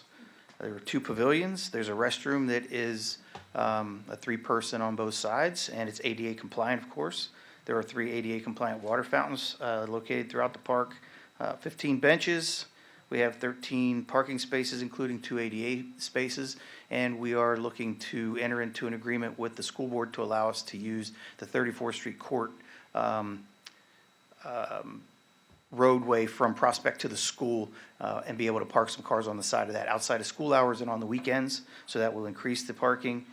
We have preserved natural wetlands, and there's some talk with Natural Resources about wetland mitigation units that will be sent there from another project so that we can enhance the wetland areas and improve them. Let's see, we have enhanced landscaping at the north and the east ends of the property, which would be along the subdivision that is to the north, as well as Prospect Road. Everything is irrigated. We have some roadway improvements on Prospect that are, it's a left turn lane, and we also have lighted signalization to allow a lighted crosswalk from the subdivision to the east to the park. And the guaranteed maximum price is just under $3 million. It's $2.995 million. And the duration of the project is approximately 9 months. And we are probably going to issue the notice to proceed this week with a 30-day time to allow the construction manager to begin to order materials. And then we'll start as 9 months at that point, and then we should finish up. Thank you, sir. There's only one commissioner on the board, and that is Commissioner Servia. Thank you, Tom. Very exciting day to be here. Thank you for mentioning the northern property line. It's very important to the residents there that there be adequate screening to make sure this use is compatible with their residential uses to the north. So thank you for the extra attention to that. And with that, I move authorization for the purchasing official or designee to execute the guaranteed maximum price addendum to the agreement number 21-TA003843RP Construction Management at Risk Services. We have a motion by Commissioner Servia to approve, and we have a very quiet second by Commissioner Satcher. He was whispering it to me softly. And Commissioner Baugh is on the board. I can wait until after the vote. Okay. Dr. Hopes is on the board. Yeah, along with that, I just want to make sure that the motion includes the adoption of the budget resolution R22-121, amending the annual budget, and just also the FY 22-26 CIP. Yes, thank you. Motioner agrees? Yes. I agree. James, okay. All right, James agrees as well. Let's open this to public comment. Is there anyone from the public who would like to come forward to speak on this specific agenda item? Mr. Yager, you'll have to share the podium there with the sunglasses guy. First, last name, county of residence, 3 minutes, sir. Glenn Gibolina, Manatee County, taxpayer voter. This is, I only live less than a mile from this property. That whole area has been marginalized for 20 years. I came to you guys 10 years ago to say, get a bush hog out there and give us a walking path. You didn't do that. So I'm glad something's moving forward. But I will tell you, I'm totally against the Ron. Why don't we go name the Lincoln Pool the DeSantis Pool? Or instead of Premier, Ron DeSantis Premier Center. I wrote Governor DeSantis and said, you know what?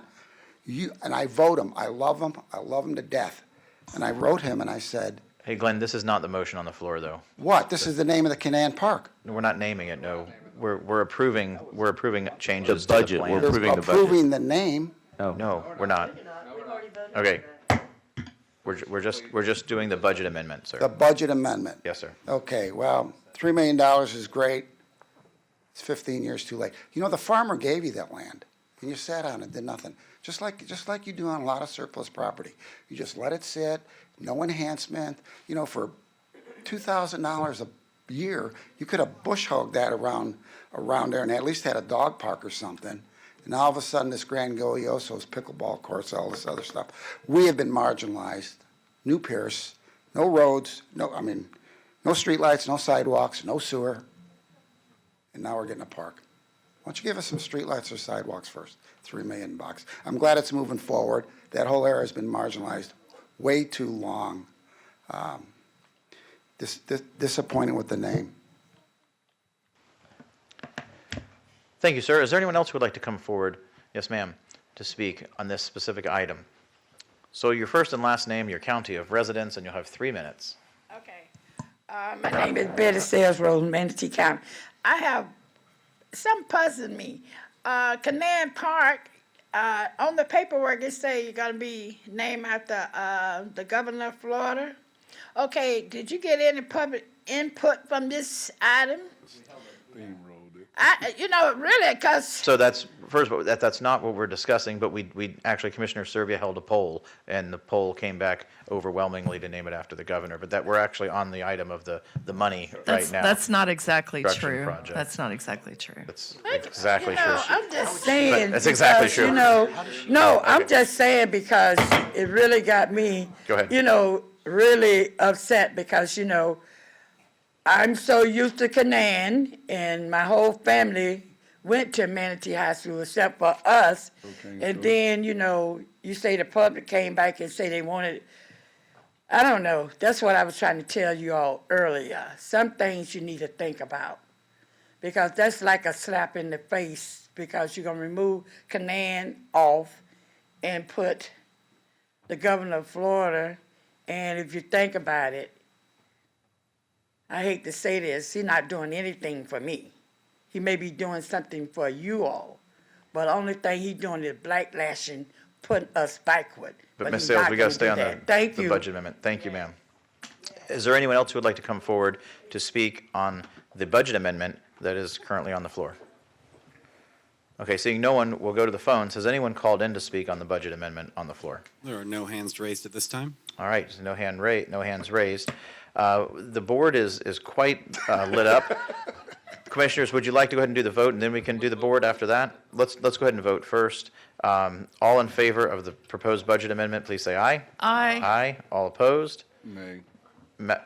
Nay? You don't want her to have her money for her park? Yeah, y'all put me in a tough situation, y'all know that. Y'all Okay. did that intentionally. Madam Clerk, the motion passes by a vote of 6-1 with Commissioner Bellamy in opposition. And Commissioner Bellamy, Whitmore, and Satcher are on the board. Yeah, so I just want to speak on a couple of things on how this took place. And, the political slant is always out there. And in this particular part, naming, I voted against it. And I don't have anything against the project except because I always want projects moving forward. But how things were done were very, very, very unfortunate. I'm not necessarily sure if some of you all are aware of the roots of the Canaan family here in Manatee County, as far as, and I spoke on it again, as far as the mom being on the school board, and you have 2 Hall of Fame sons, one as a Hall of Fame coach in football and the other Hall of Fame coach in basketball. So I voted against that, and I'm a product, to be honest with you, of the Canaan boys. I'm one that can say that I played successfully for both of them. To be honest with you, I was an all-state football player for Joe Canaan, and I was all-conference basketball player in college for Harry Canaan. And the project is needed. The project is needed, and I will move forward and try to see what we can do for lights and sidewalks, because I think that's in my district now, and move forward. But I think what's important, and obviously, the governor just gave me a black eye on a mailer, so I'm sure he's not happy with me right now. But I had fun. With that. I like the photo, to be honest with you. I said on a mailer. On a mailer. Yeah, it was cool though. I liked it. So tell your man to keep going. I'm okay with it. But the reality of it is, the naming of the park was kind of steamrolled by the efforts of one of the commissioners and things like that, where the community was going on. I had no skin in the game for neither one. I was just against it because of the roots of the Canaan family. And there's a lot of different things that can be said about the work of the 4 years of the governor of the state of Florida for the last 4 years, but that does not stand up to the 6 to 8 decades of work that the Canaan family has put into Manatee County. And a lot of times when you're talking about community parks, you look at the trench workers within those communities, and that's how you identify those names and things like that. So I'm sure, mill of 5 or 6 will be coming out because of this, but I am who I am, and I never supported that. I always like work moving forward in our communities and things like that, but there's a lot, with the political slant that'll probably take place with this conversation right here. Thank you, sir. Commissioner Whitmore, you're next on the board. I've grown up with a Canaan family. Which Canaan was the school named after? Marjorie, the mom. Marjorie, okay.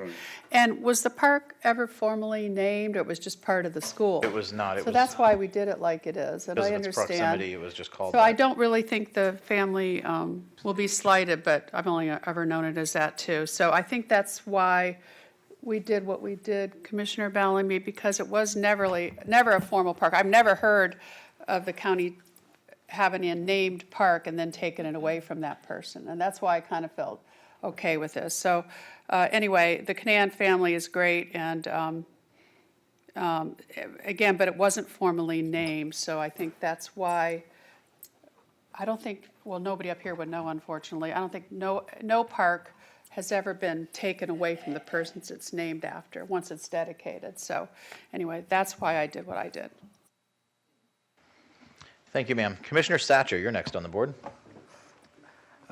Thank you, Mr. Chair. Yeah, I just wanted to maybe clear up some things. First of all, we definitely had an entire meeting on this. It was public. We had call-ins. We had public comment as far as how we've gotten off into the name. That's a done thing that's that I'm really just, I'm excited about, pleased about. I think we did the right thing. And you know, I've been in a tough situation on naming a park before as well. When, you know, Coach Eddie Shannon, some, you know, people on the board wanted to change a park's name to his. That was an established park that, you know, kids have been going to for a long time.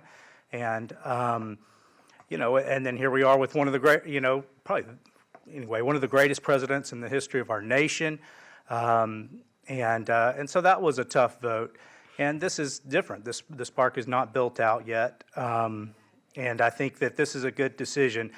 The other thing, though, that I just wanted to point out is just some of the things that I've seen. You know, the governor signs the budget. And so we've got tens of millions of dollars that have gone into I-75 and are currently going into I-75 projects. We've got $30+ million worth of, you know, environmental and water investment in our community here in Manatee County in these last 4 years, coming signed by the governor. We've got, you know, the governor stood up and protected our children. We have, you know, some people that literally, kindergarten teachers, that when they were told they couldn't teach their kindergartners about sexual orientation and that they couldn't push their woke agenda on a kindergartner, they were told that that's against the rules and that that's not going to be okay in the state of Florida. The governor stood up for that, and it was the right decision, and it's a big deal. And I don't care, you know, if people are going to shout down about that. We should be able to send our kids to a public school and know that they're not going to be indoctrinated by a radical left agenda. Our governor stood up for that. So I think our governor's done some great things, continues to do great things. Along with that, you got vouchers to help students be able to go to public schools or from a public school if they choose to go to a charter school to pay for it. So governor's come through big. And I think that recognizing that and is a good move, is a good choice, is a good decision. And so I think that regardless of how some people might not like the process, I think they just don't like the outcome, it seems to me. So thank you, Mr. Chair. Thank you, sir. And tough act to follow. Commissioner Baugh, you're next on the board. Yeah. You know, Reggie, I did not push forward on this park. We have 4 members up here that we were all, actually 5, because we were all at the, maybe 6. I think we were all at the same meeting. You know, I had nothing to do with what took place, and you said a commissioner. Not to my knowledge, none of us did, but we supported it once it was brought up and pushed forward. And you know what? Commissioner Servia is the one that started the survey. And yes, it went, and a lot of citizens, a lot of people, Republicans did sign and want it to be named after our governor. And you know, I don't know why Commissioner Serbia would find fault because, he was, well, he was, You didn't find fault. he got the majority of vote in Manatee County, and he's done a lot of good for the county. There were no complaints about 44th Avenue when we named that the Bill Galvano Parkway. There was no problem. So I find it hurtful to me that I get accused basically of pushing something, and this is not the first time this has come up. I'm not the one that pushed it forward. So, Commissioner Serbia started the survey. All residents that voted are residents of Manatee County. That was checked. I can't help the way it turned out. It is what it is. So I'm very proud that it's going to be named that. I think he's done a fantastic job for our state and for our county. He came through on on Piney Point, which was huge.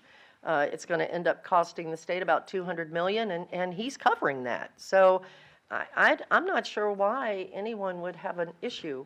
And I understand, Reggie, where you're coming from, but I didn't do it. So I'm kind of getting tired of seeing my name in print on things that I had nothing to do with.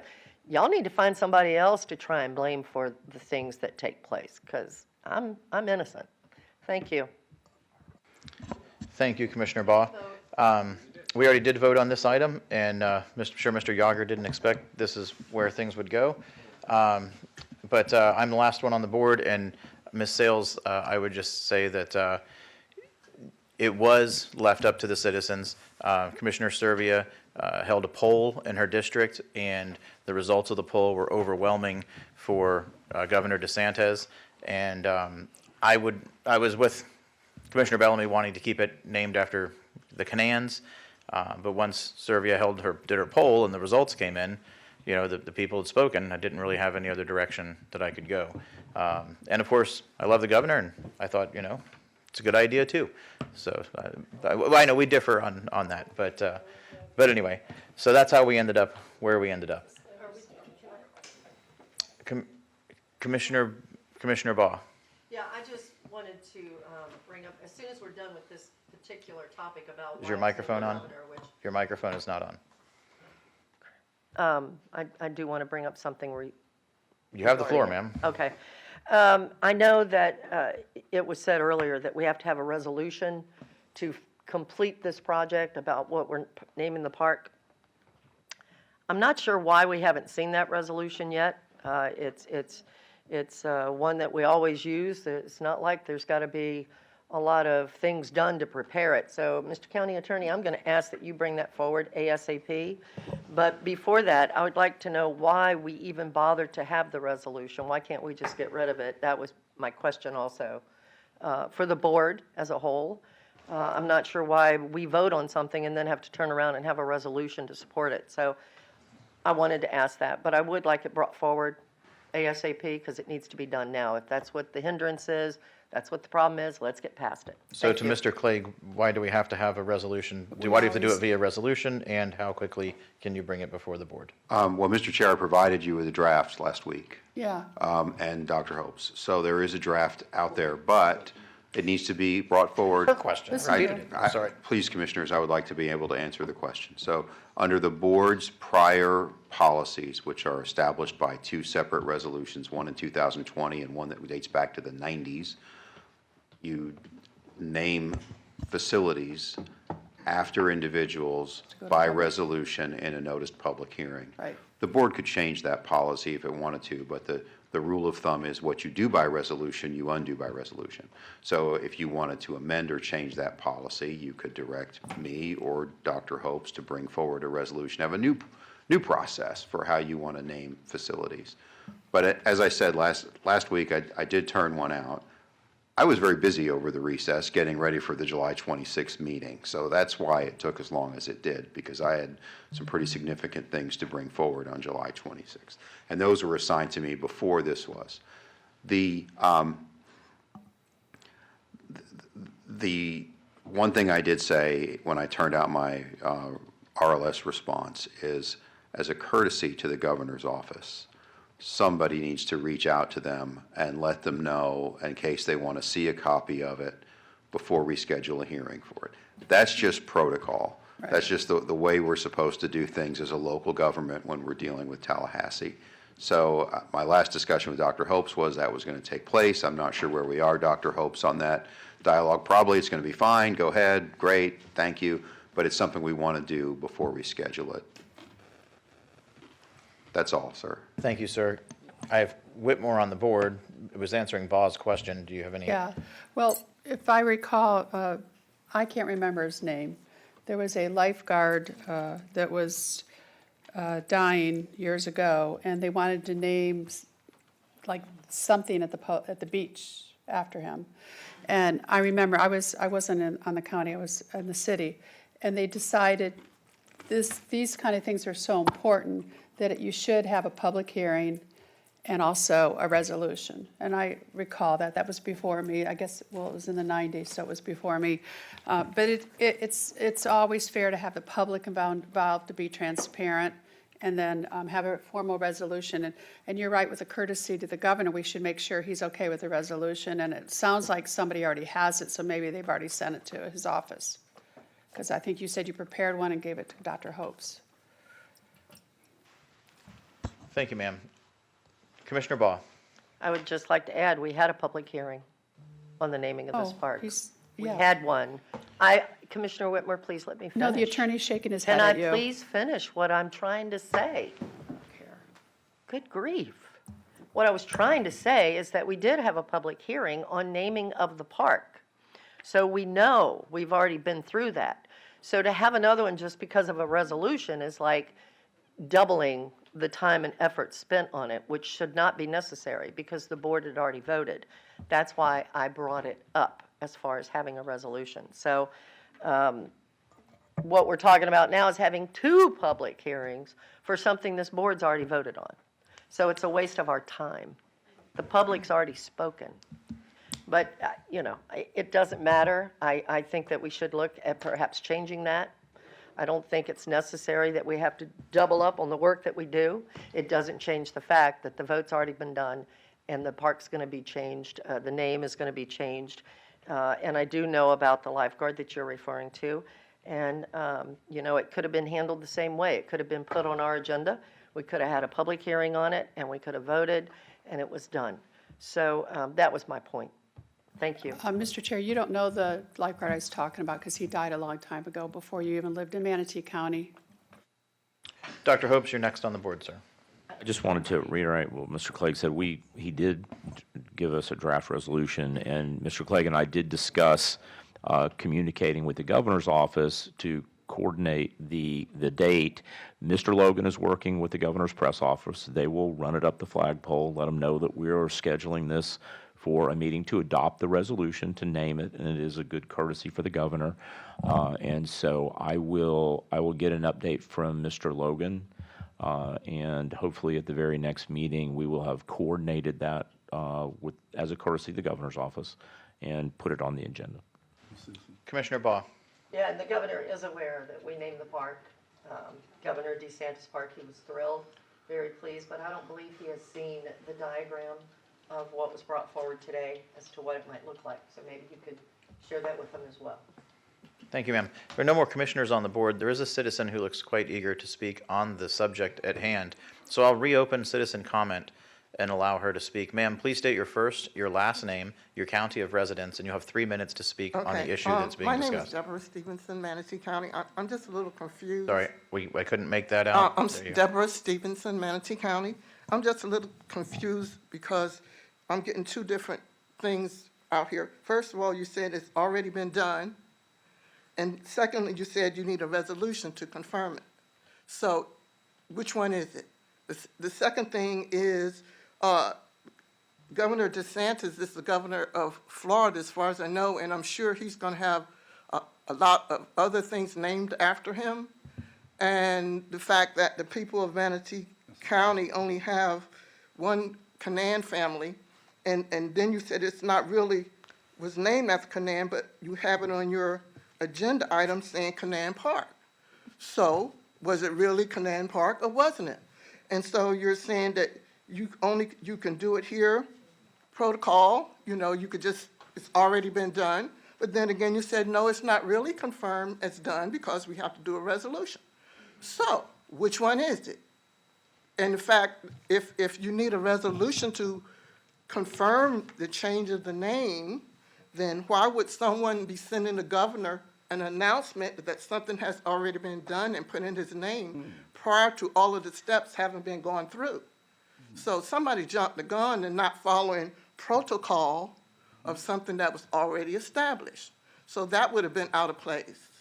So you either have things in place in order that you're supposed to do a certain way, or you don't, or it's only when it's convenient, or whatever. So, you know, like I said, I'm sure Governor DeSantis is going to have a lot of things named after him. And so for this particular park not to be named after him would not be a big thing, but it would be a big thing to the people who respected and loved and appreciate the Canaan family name.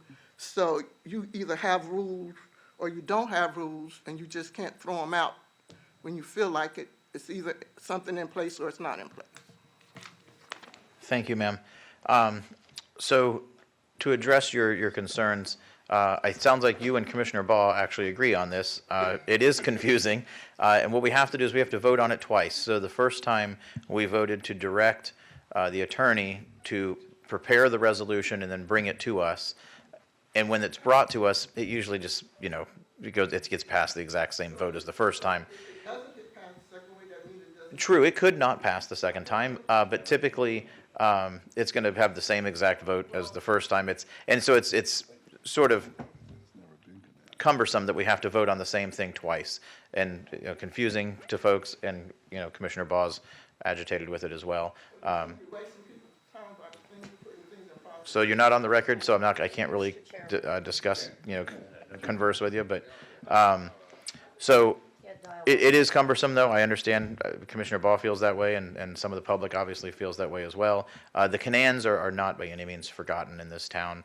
Obviously, there's Joe Canan Field at Hawkins Stadium. I believe the basketball court at MCC is named after Harry Canan, and of course, and then there's an elementary school named after Marjorie Canan. But by no means are the Canans forgotten. Dr. Hopes, you're on the board, sir. Yeah, I just wanted to note, to my knowledge, there was never a vote to name it Canaan Park. What I have learned from this experience is staff referred to the property adjacent to the Canaan Elementary School as Canaan. I assure you in the future, we will never do that again. Well, I never say never, but we'll try to come up with a generic identifier for a piece of property prior to the board taking action to actually name or designate that property. But I think that's the history. And the Canans were friends of mine. Harry Canan, when I was on the school board, became one of my supporters. I believe I won my election because of their support. But to my knowledge, it was never officially named by the board until the action was taken regarding naming it the Governor Ron DeSantis Park. So I apologize for staff before all of us were here referring to it by a name without it being named. But that's how it happened. It was never named by resolution up until the action that's in process. Thank you, Mr. Chair. Thank you, sir. And Commissioner Satcher, you're the last one on the board. Thank you, Mr. Chair. I just want to say that I wanted to notice and appreciate just the love and care in your voice, and it's just just a special thing about Manatee County and about here and about America. You know, that people care and about each other, and so I just appreciate you bringing that forward to us, and some humanity to all the, you know, budget motions and things that we have to do. So thank you so much. Thank you, sir. All right, Commissioner Whitmore, do you have some commissioner items if you'd like to walk us through those? Commissioner Whitmore before Commissioner Survey. Yeah, we have. Somebody put them all together on my grade thing. That's what I usually follow. So. I'm sorry, because I'm looking at the green one, so now I got to go on the online one because the green one's not correct. Okay. Oh, no, it's Serbia, Van Osten Bridge. You have the floor, ma'am. Whitmore. You want me to go? You have the floor. Oh, all right. I'm sorry. About as long as you like. Okay, first of all, discussion of Parks and Recreation leadership. I was told, and I don't know, that we know Charlie's gone to environmental. don't really know who's in charge of parks. Some gentleman called me over the weekend about the pool closing at 4 p.m. And I told him I really didn't know who to call. I think it's Matt, but I'm not allowed to call anybody. Then I heard Robert Reinschuttle is over the parks for now. So can somebody tell us who is in charge of parks and who to refer to, and not the deputy county administrator? So nobody can tell us? Dr. Hopes, would you That's like what to I weigh want in the on that? org chart to say, even if it says interim. Matt Porter is the acting person over parks. As you will get a communication, the parks facilities component in parks is under Deputy County Administrator Charlie Bishop. And Mr. Hunsaker is over natural resources. Well, please send us memos, even if it's It Lauren, was please do that. We This finalized happened it 3 yesterday. weeks ago. And you went out, when you were out on break, I mean, you know, I don't think Charlie's been in charge of parks for, I don't even know long, but please communicate. Hours, Communication. so I will get that communication out after this Thank meeting. you. Okay. Kingfish Boat Ramp, we do probably need to have a formal meeting. Mr. Chair, this is your district. I think we're only going to do a seawall and boat ramps. If that's true, great. I've been wanting that from day one. But there's many grants, motions, all this stuff that we have to clean up our CIP and the infamous key code with the clerk of the court. So does this need to, Mr. Chair, go to a work session or a regular meeting to straighten all this up, that we're not going to do what we've been planning for 5 or 6 years? Because we have grants tied. I think just it's a scaled back Which is project. great, but somebody Yeah. communicate with I think us. just a presentation Yeah. is a good idea. Do you want it at a board meeting or a work session? Mr. Chair. I don't think it needs to be actioned, but Dr. Hopes? So a work session. Well, we know there is action because I'm- Gulf Coast, hold on a minute. I belong to a state board where we funded some of it, and also WCIND, we funded some of it also. So we have to make sure we separate it by votes, however we do it. I only wanted to clean it up. Mr. Chair and Commissioners, I think Commissioner Whitmore articulated quite well all the steps that have to go into place in order to bring to you all the appropriate motions related to the Kingfish Boat Ramp. As you have been aware, we have a number of issues. The first issue was that the state entity that entered into the 50-year lease with us in order to even begin to move forward with the project did not have the authority to enter into the lease. So currently, we do not have a valid lease. We also had an issue with the City of Holmes Beach not wanting to even review a permit application. So as Commissioner Whitmore has mentioned, staff is working on all of the various steps that need to be taken before we can bring anything to the board in a concise format where you can take action.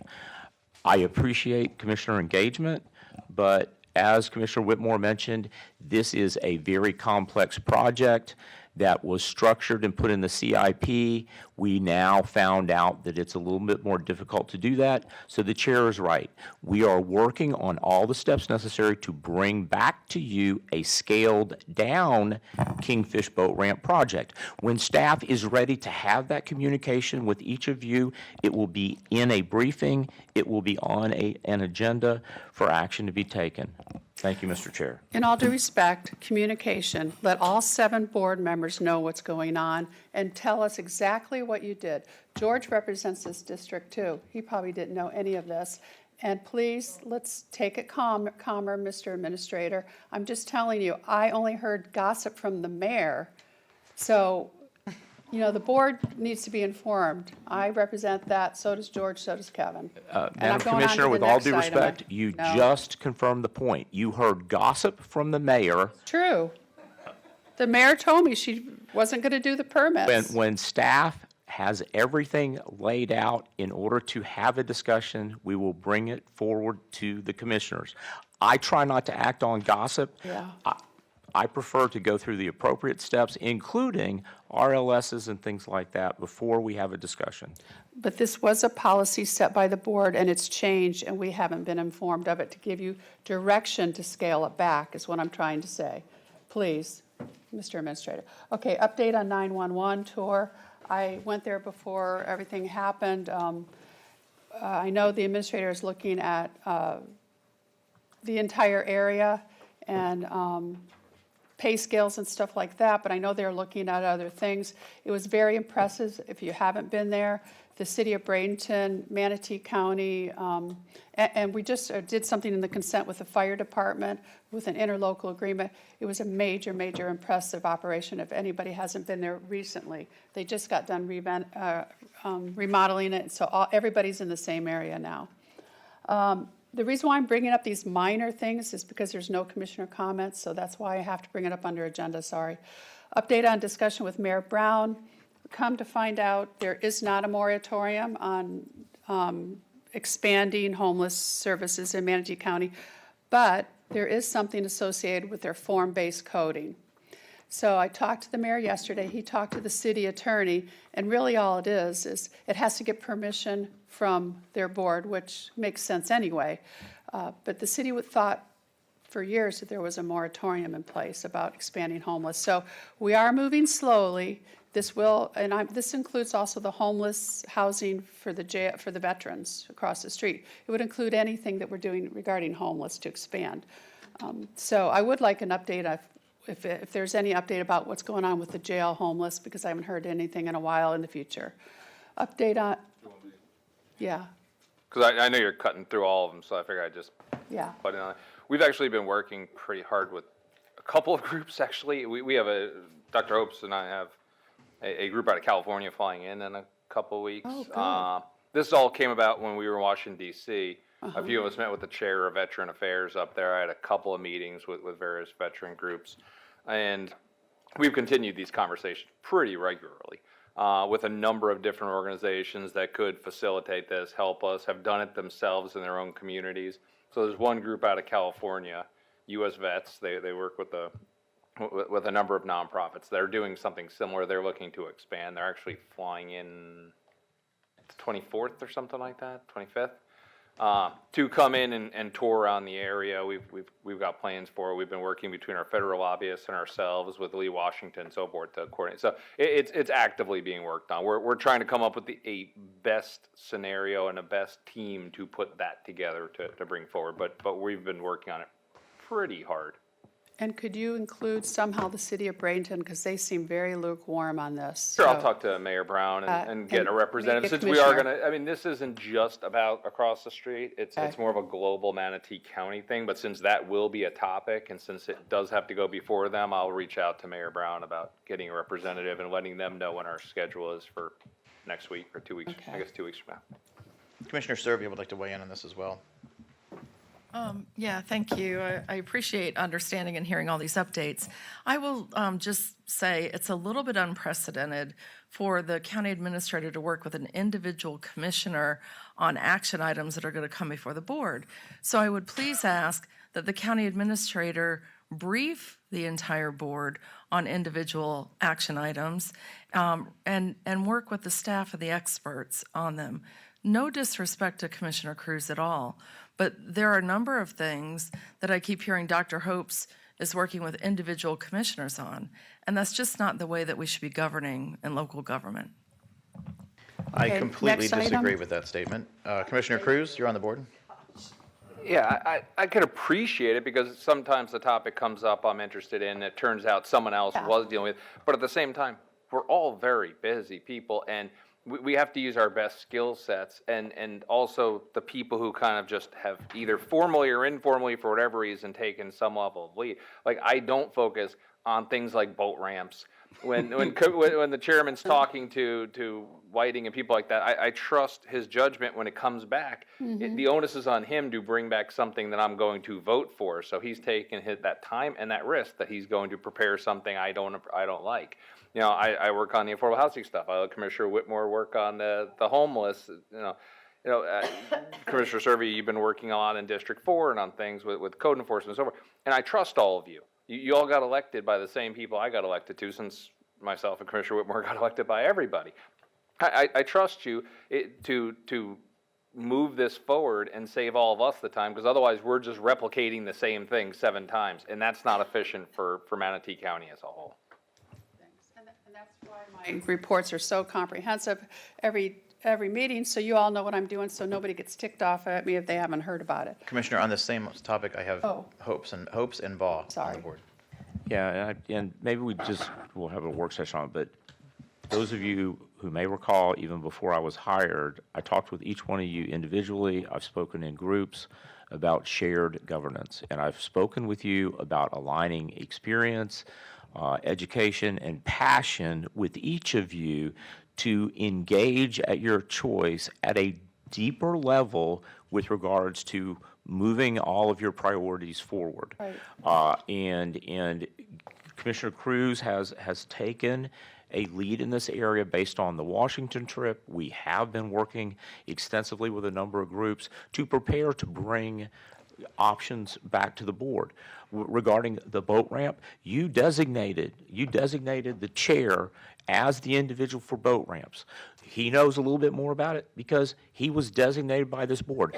I would love to continue this. It's working very effectively. You are seeing projects, affordable housing projects and the like, Homeless. get moved. The homeless program, that's what shared governance is.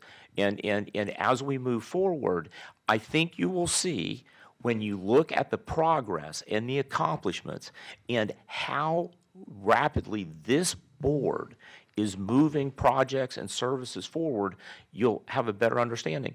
This is not about a competition. This is about aligning individual commissioners' passion and efforts and time to be as effective as possible to help me to accomplish your priorities. And so I'll work at better informing you about what shared governance is, how it's working, how effective it has been to date. But I have to disagree. I've been on a number of boards, and the way to do this and to engage commissioners in the areas of their passion is through shared governance. It is in you identifying one or more commissioners to focus on certain areas. This is a broad community. We have over 430 citizens and millions of visitors. And the best way, in my opinion and experience, to maximize your contribution in your role as elected officials is to move in this direction. Thank you, Mr. Chair. Okay, real quick. Really well said. I have Commissioner Baugh on the board as well. Commissioner Baugh? That's the Yeah, last one. I don't quite understand some of the comments that are being made, because this board has designated some different commissioners in different things.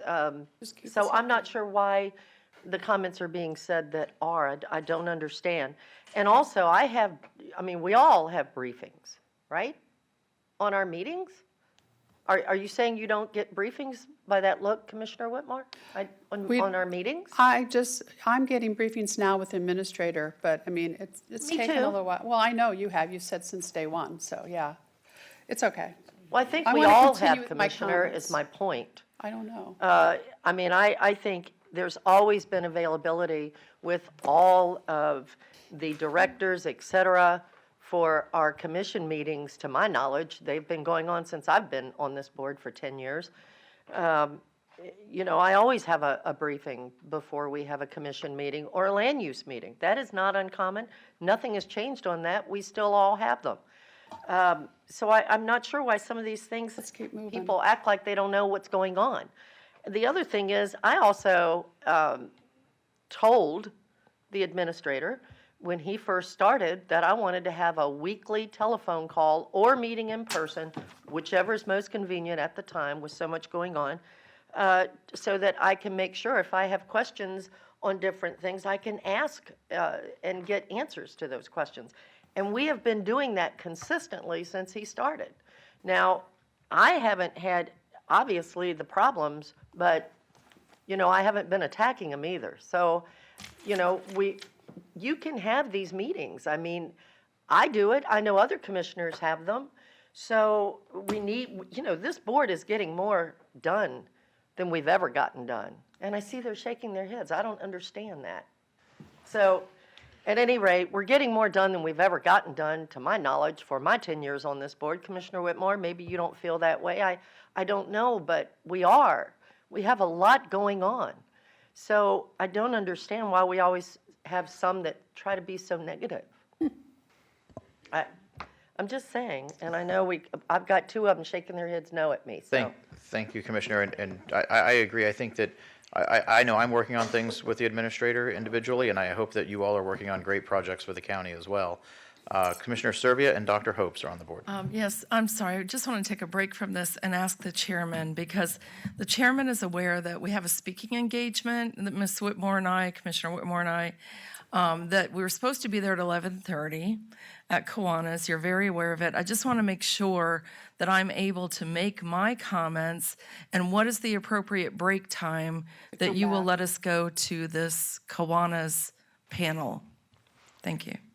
I hadn't thought about that yet, to be honest. No? Well, no, I'm not going to do it in the middle of this. It's not even our normal noon lunch. We're just asking for the respect of an engagement that we have. You're a member of the Kiwanis. But please, if you can't do that, then please just let me know that I'll be able to make my comments after the lunch hour, because I will have to leave pretty soon. I operate at the will of the board. Dr. Hopes, you're next on the board. Yeah, I just wanted to make a note, because this is a public meeting and the public hears this. But I just want to make sure that all of you or your aides have made you aware that Lauren, my assistant, is reaching out to all of you to schedule the regular meetings, to schedule a quarterly dinner with each one of you so that we don't have an ending time, so we can sit down, break bread together, and talk for 3 hours. So I just want all of you to know that if you're not aware of that, because it's kind of unfair to my staff with regards to some of this. So just so you're aware, in a public meeting, and it's in the record, that Lauren has been reaching out to you and on your assistants to schedule the regular briefing times, whether it's a phone call, it's a meeting, and a quarterly dinner with each one of you where we don't have an end time. You've got all the hours you want of my time, and I think some of you also have breakfast. I know Commissioner Servey and I, prior to the recess, had regular breakfast. So if you're not aware of it, please let Lauren know what your preference is. As long as you're picking up the check. Commissioner Cruz. Yeah, can I just make a recommendation? No one's coming, I guarantee no one's come back after lunch. We've got like 5 commissioner agenda items with no motion whatsoever. We're effectively done. We're on commissioner comments here. But I mean, if everyone just stays quiet and just lets the commissioners with agenda items go through their stuff, and then anyone who wants to stay around afterward to discuss those items, feel free, because I'm going to Kiwanis too, and I'm not coming back. Perfect. So I would encourage Thank Let's you. go. just bang through your stuff, and then we can talk about them all at once to the extent Yeah. people want to stay here. Okay. Commissioner So Serbia, am I you're on? next on the board. Not coming back. I have to continue to go through the board. So I got 2 more things on here. I have to 3 continue to go through the board. Commissioner Serbia. Okay. You're So next on Okay, the I'm going to board. go, but you're going to cut off Whitmore because she's not No, done. you are next on the board to comment. You pushed your button, so I'm calling on you to Oh, okay, comment now. no, I'm sorry. Please Okay. go forward. Okay, Okay. Commissioner Whitmore, Yeah, you and were real quick, on the 50? administrator works for 7, not 1 or 2, and I've never seen a director at my briefing. I see deputy county administrators, so we don't talk to directors anymore, unfortunately. That's something that I've noticed. So updates with the community paramedicine. I did meet with them. If you haven't met with them lately, you really need to. They've really got it going. They meet with all the agencies around the county once a week, and they case manage each homeless person. The average length of stay in our program is 30 to 60 days. And thank you for the staff that we have requested, formerly Jake had, and I think we've hired both of them. So thank you very much. And they are making a difference. They are trying to keep the patients out of the most expensive part of healthcare, and that's the emergency rooms. Update on the meeting with school. I'm like an elephant, I never forget. So update with the school board, Commissioner Cruz and Hopes. And the summer's almost over now. And I forgot even what you were going to meet about. Was it the pools and stuff like that? And I don't want to hear that just the administrator and the superintendent are meeting. I wanted a board member who showed interest. Okay, so I'd like to hear about that. And then also, I said other items. I've met with all the hospital administrators recently. They're doing really good on the COVID now. It seems like it's slowed down and it's going away, thank goodness. And all the hospitals are full. Everybody's having problems with staffing everywhere you go. They're having major staffing issues. Most of the employees that are coming are living in Brandon and north of us because it's very unaffordable here. That's all. Commissioner Cruz, you're on the board, sir. Oh, no, let Commissioner Serbia go. I just wanted to respond. Now, we're doing it now. It's on the board, sir. We're, Just talk before we fast. move on. Okay. Thank you. Now we're moving along. Commissioner Serbia. Yes, thank you for the chance to go through my items. So number one is the beach market, and I appreciate hearing from Dr. Hopes that he doesn't operate on gossip, and he waits until the conversation is done before he briefs the commissioners, before making a decision. This item, I have not received a briefing on. There were hundreds of emails that came in about the beach market. I was waiting and waiting for some official word from the county. Did not hear that until I heard that the beach market vendor who runs it, I think her name is Nancy Ambrose, her contract was deleted. We're no longer going to work with her, and the county's going to take over the beach market. So I felt that that was something that should have come to this board as a policy decision. It did not. I have heard from many, I don't know how many, over 100 probably, of people that not only visit the beach market, but that are vendors of the beach market. And I have not received one email that says, we are disappointed with the beach market.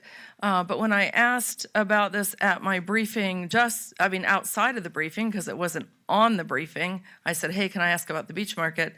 I was told that there was an anonymous person who said the beach market was not being run well. And so that's why the county's going to take it over. I'm not pleased with the process. It brings a lot of revenue to Manatee County. It helps our citizens who live here to have additional income. And it's something that people travel to far and wide to come and attend. So again, maybe it's a communication problem, but I just don't understand how we got to where we are. Those are my comments. I'm not asking for any discussion at this late hour because we all have commitments. Well, you have Moving updates. on- Do you want the update? Because you have updates on here. I think you should hear from the administrator, given all your comments. I think you should have an opportunity. But Dr. then Hopes? we respond. Thank you, Mr. Chair. A little bit of history. You all did get plenty of emails, and I got plenty of emails in early June about, I guess, a rumor that was being spread by, believe it or not, the person who held the contract for the beach market. I merely did a beach tour that went from the Longboat Pass all the way north of Manatee Beach. As part of that tour with the Director of Public Safety, with the Chief of Beach Patrol, they brought up a lengthy history of issues related to everything from safety concern to beach access to inhibiting the paved trail along Coquina. And then all of a sudden, there is an email campaign as if any decisions had been made. And I merely made a visit. I recognize that there were some issues, that the market itself was blocking access to the picnic tables. It was blocking access to the beach itself. We had heard from the mayor about problems with parking around Coquina and Bradenton Beach. And that concomitant amount of information was received. No action was taken. I had not even focused on it, yet the contractor sent out an email campaign. So you weren't made aware of it because no discussion had been had with staff. I had made no conclusions. I had just listened to staff about historical problems related to the activities of the beach market and the parking problems. I will tell you that the report in one of the online, whatever you call it, was factually incorrect. they did quote me correctly, and one thing led to another. But I will assure you, and I sent each one of you, not an anonymous email, I sent you an email from one of the vendors that included the attachments from the individual that held the contract for the beach market, and words were used like extortion, compelling, threatening that if vendors did not send an email to you and say certain things in an email to me, that they would not be given a space in the market on public property. And it went on and on and on. So in all fairness, the person who held the contract got way ahead of me and staff, did not have any communication with me about, I heard there were concerns. And so therefore, there was a discussion because the beach market ends in July according to the contract. It does not pick up again until November. According to my purchasing department, it was not something that had come to the board. What came to the board was an issue during COVID to make allowances during that. And so where we are, because of that and the fact that we are about ready to bring to you, along with the parking construction project, the beach trail, which is slated to be basically rebuilt, and the agreement with the vendor specifies the exact geography of it. That geography is going to be under construction, so regardless, the agreement would have to be addressed. Obviously, it will come to the board in plenty of time for the board to take action so that the beach market will resume as it has historically in November. Okay. Thank you, Mr. Chair. Thank you, sir. Commissioner Whitmore, you're on the board. In all due respect, when you did make rounds there, that's when the vendor sent emails to all of us because you had told, so you said it to yourself, but other people heard it, that you were going to stop this thing going because you didn't know about it. In all due respect, this is not your decision to make. We're not in the business to grow government and manage manage a flea market.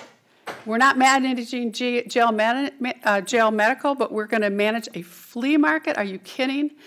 Board, I'm asking this come to another meeting for us to vote to, just because you have a personal issue. The vendors have had, Nancy runs a really tight ship. If you read her emails, they say that because they have 40 vendors there. It's been going on for years. And for somebody to go ahead and do this on their own without talking to the board and the public hearing that comment is why we got all the emails. So I'm not in the world to grow government and start a flea market in Manatee County under TDC, who didn't even ask for it, I'm sure, or Convention and Visitors Bureau, unless you told them to. Plus, we have issues about collecting rents, monies, keeping track of it. That'll go to the clerk of the court. I wrote you that email. I don't support it, and I'm going to leave. Bye. So Commissioner Whitmore, as the district commissioner, I was kept in the loop on this. Well, good. I wasn't. There were issues involving, accessing things at the beach. And staff was not pleased with the way it was laid out, the way it was being run, or the days of operation either. And it's a public asset that is being monetized by a private citizen, and so its taxpayers are essentially subsidizing this market. I understand, and I have nothing against her having started it. It has grown to a point where it needs to be reined in and brought under control to some extent, but it is creating, it's being monetized to a great extent, and taxpayers are not benefiting from the monetization of it, is my point. They pay rent.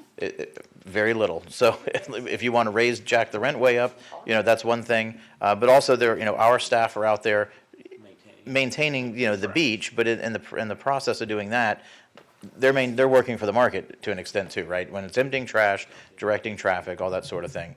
And that's a taxpayer subsidy in the end. And I don't think the public should have heard somebody say that they're going to close this thing down, and that's why we started getting all these emails. Yeah. He was they said he was upset. The point is we set policy, and I do not want to start another have the government manage a flea market. Sure. And I don't know that this board voted to start the flea market, so it's not necessarily a policy that the board voted and set. And I think that's why it was handled administratively. Commissioner Baugh, you're next on the board. Yeah, I just want to add that, Commissioner Whitmore, you're always getting information from employees I No, it was suggest actually that the you public. also talk to employees that were there. That Yeah. might help you in this regard. You must Just have. making a suggestion. You might want to talk to them. Mr. Chairman? Ma'am, Commissioner Serbia. Okay, so to wrap up, and I'm not going to be able to get to my other items because of the timing, but we do need to work as a board on cutting unnecessary spending. I keep saying that over and over again. I don't want to add more work to our staff, just as Commissioner Whitmore pointed out. We are not in the business of growing government. This is a policy issue. It should have come to the Board of County Commissioners. I did not receive a briefing on it. I'm glad Commissioner Van Ostenbridge did, but that kind of highlights the problem that the entire board is not being briefed on all policy issues. The county has not subsidized this market ever. That is a stretch to say that. And I do thank Dr. Hopes for just now, working to get briefing times on my calendar. They're still not there, but I know we're working on it. And it's been about, I think, 5 or maybe 6 weeks since the county administrator refused to meet with me. But I'm glad we're getting back on track. I've got to go to a meeting. Thank you. Mr. Chair, or Mr. Vice Chair, we need to conclude. We've lost quorum. We've lost quorum. This meeting is adjourned. Thank you. Thank you, sir.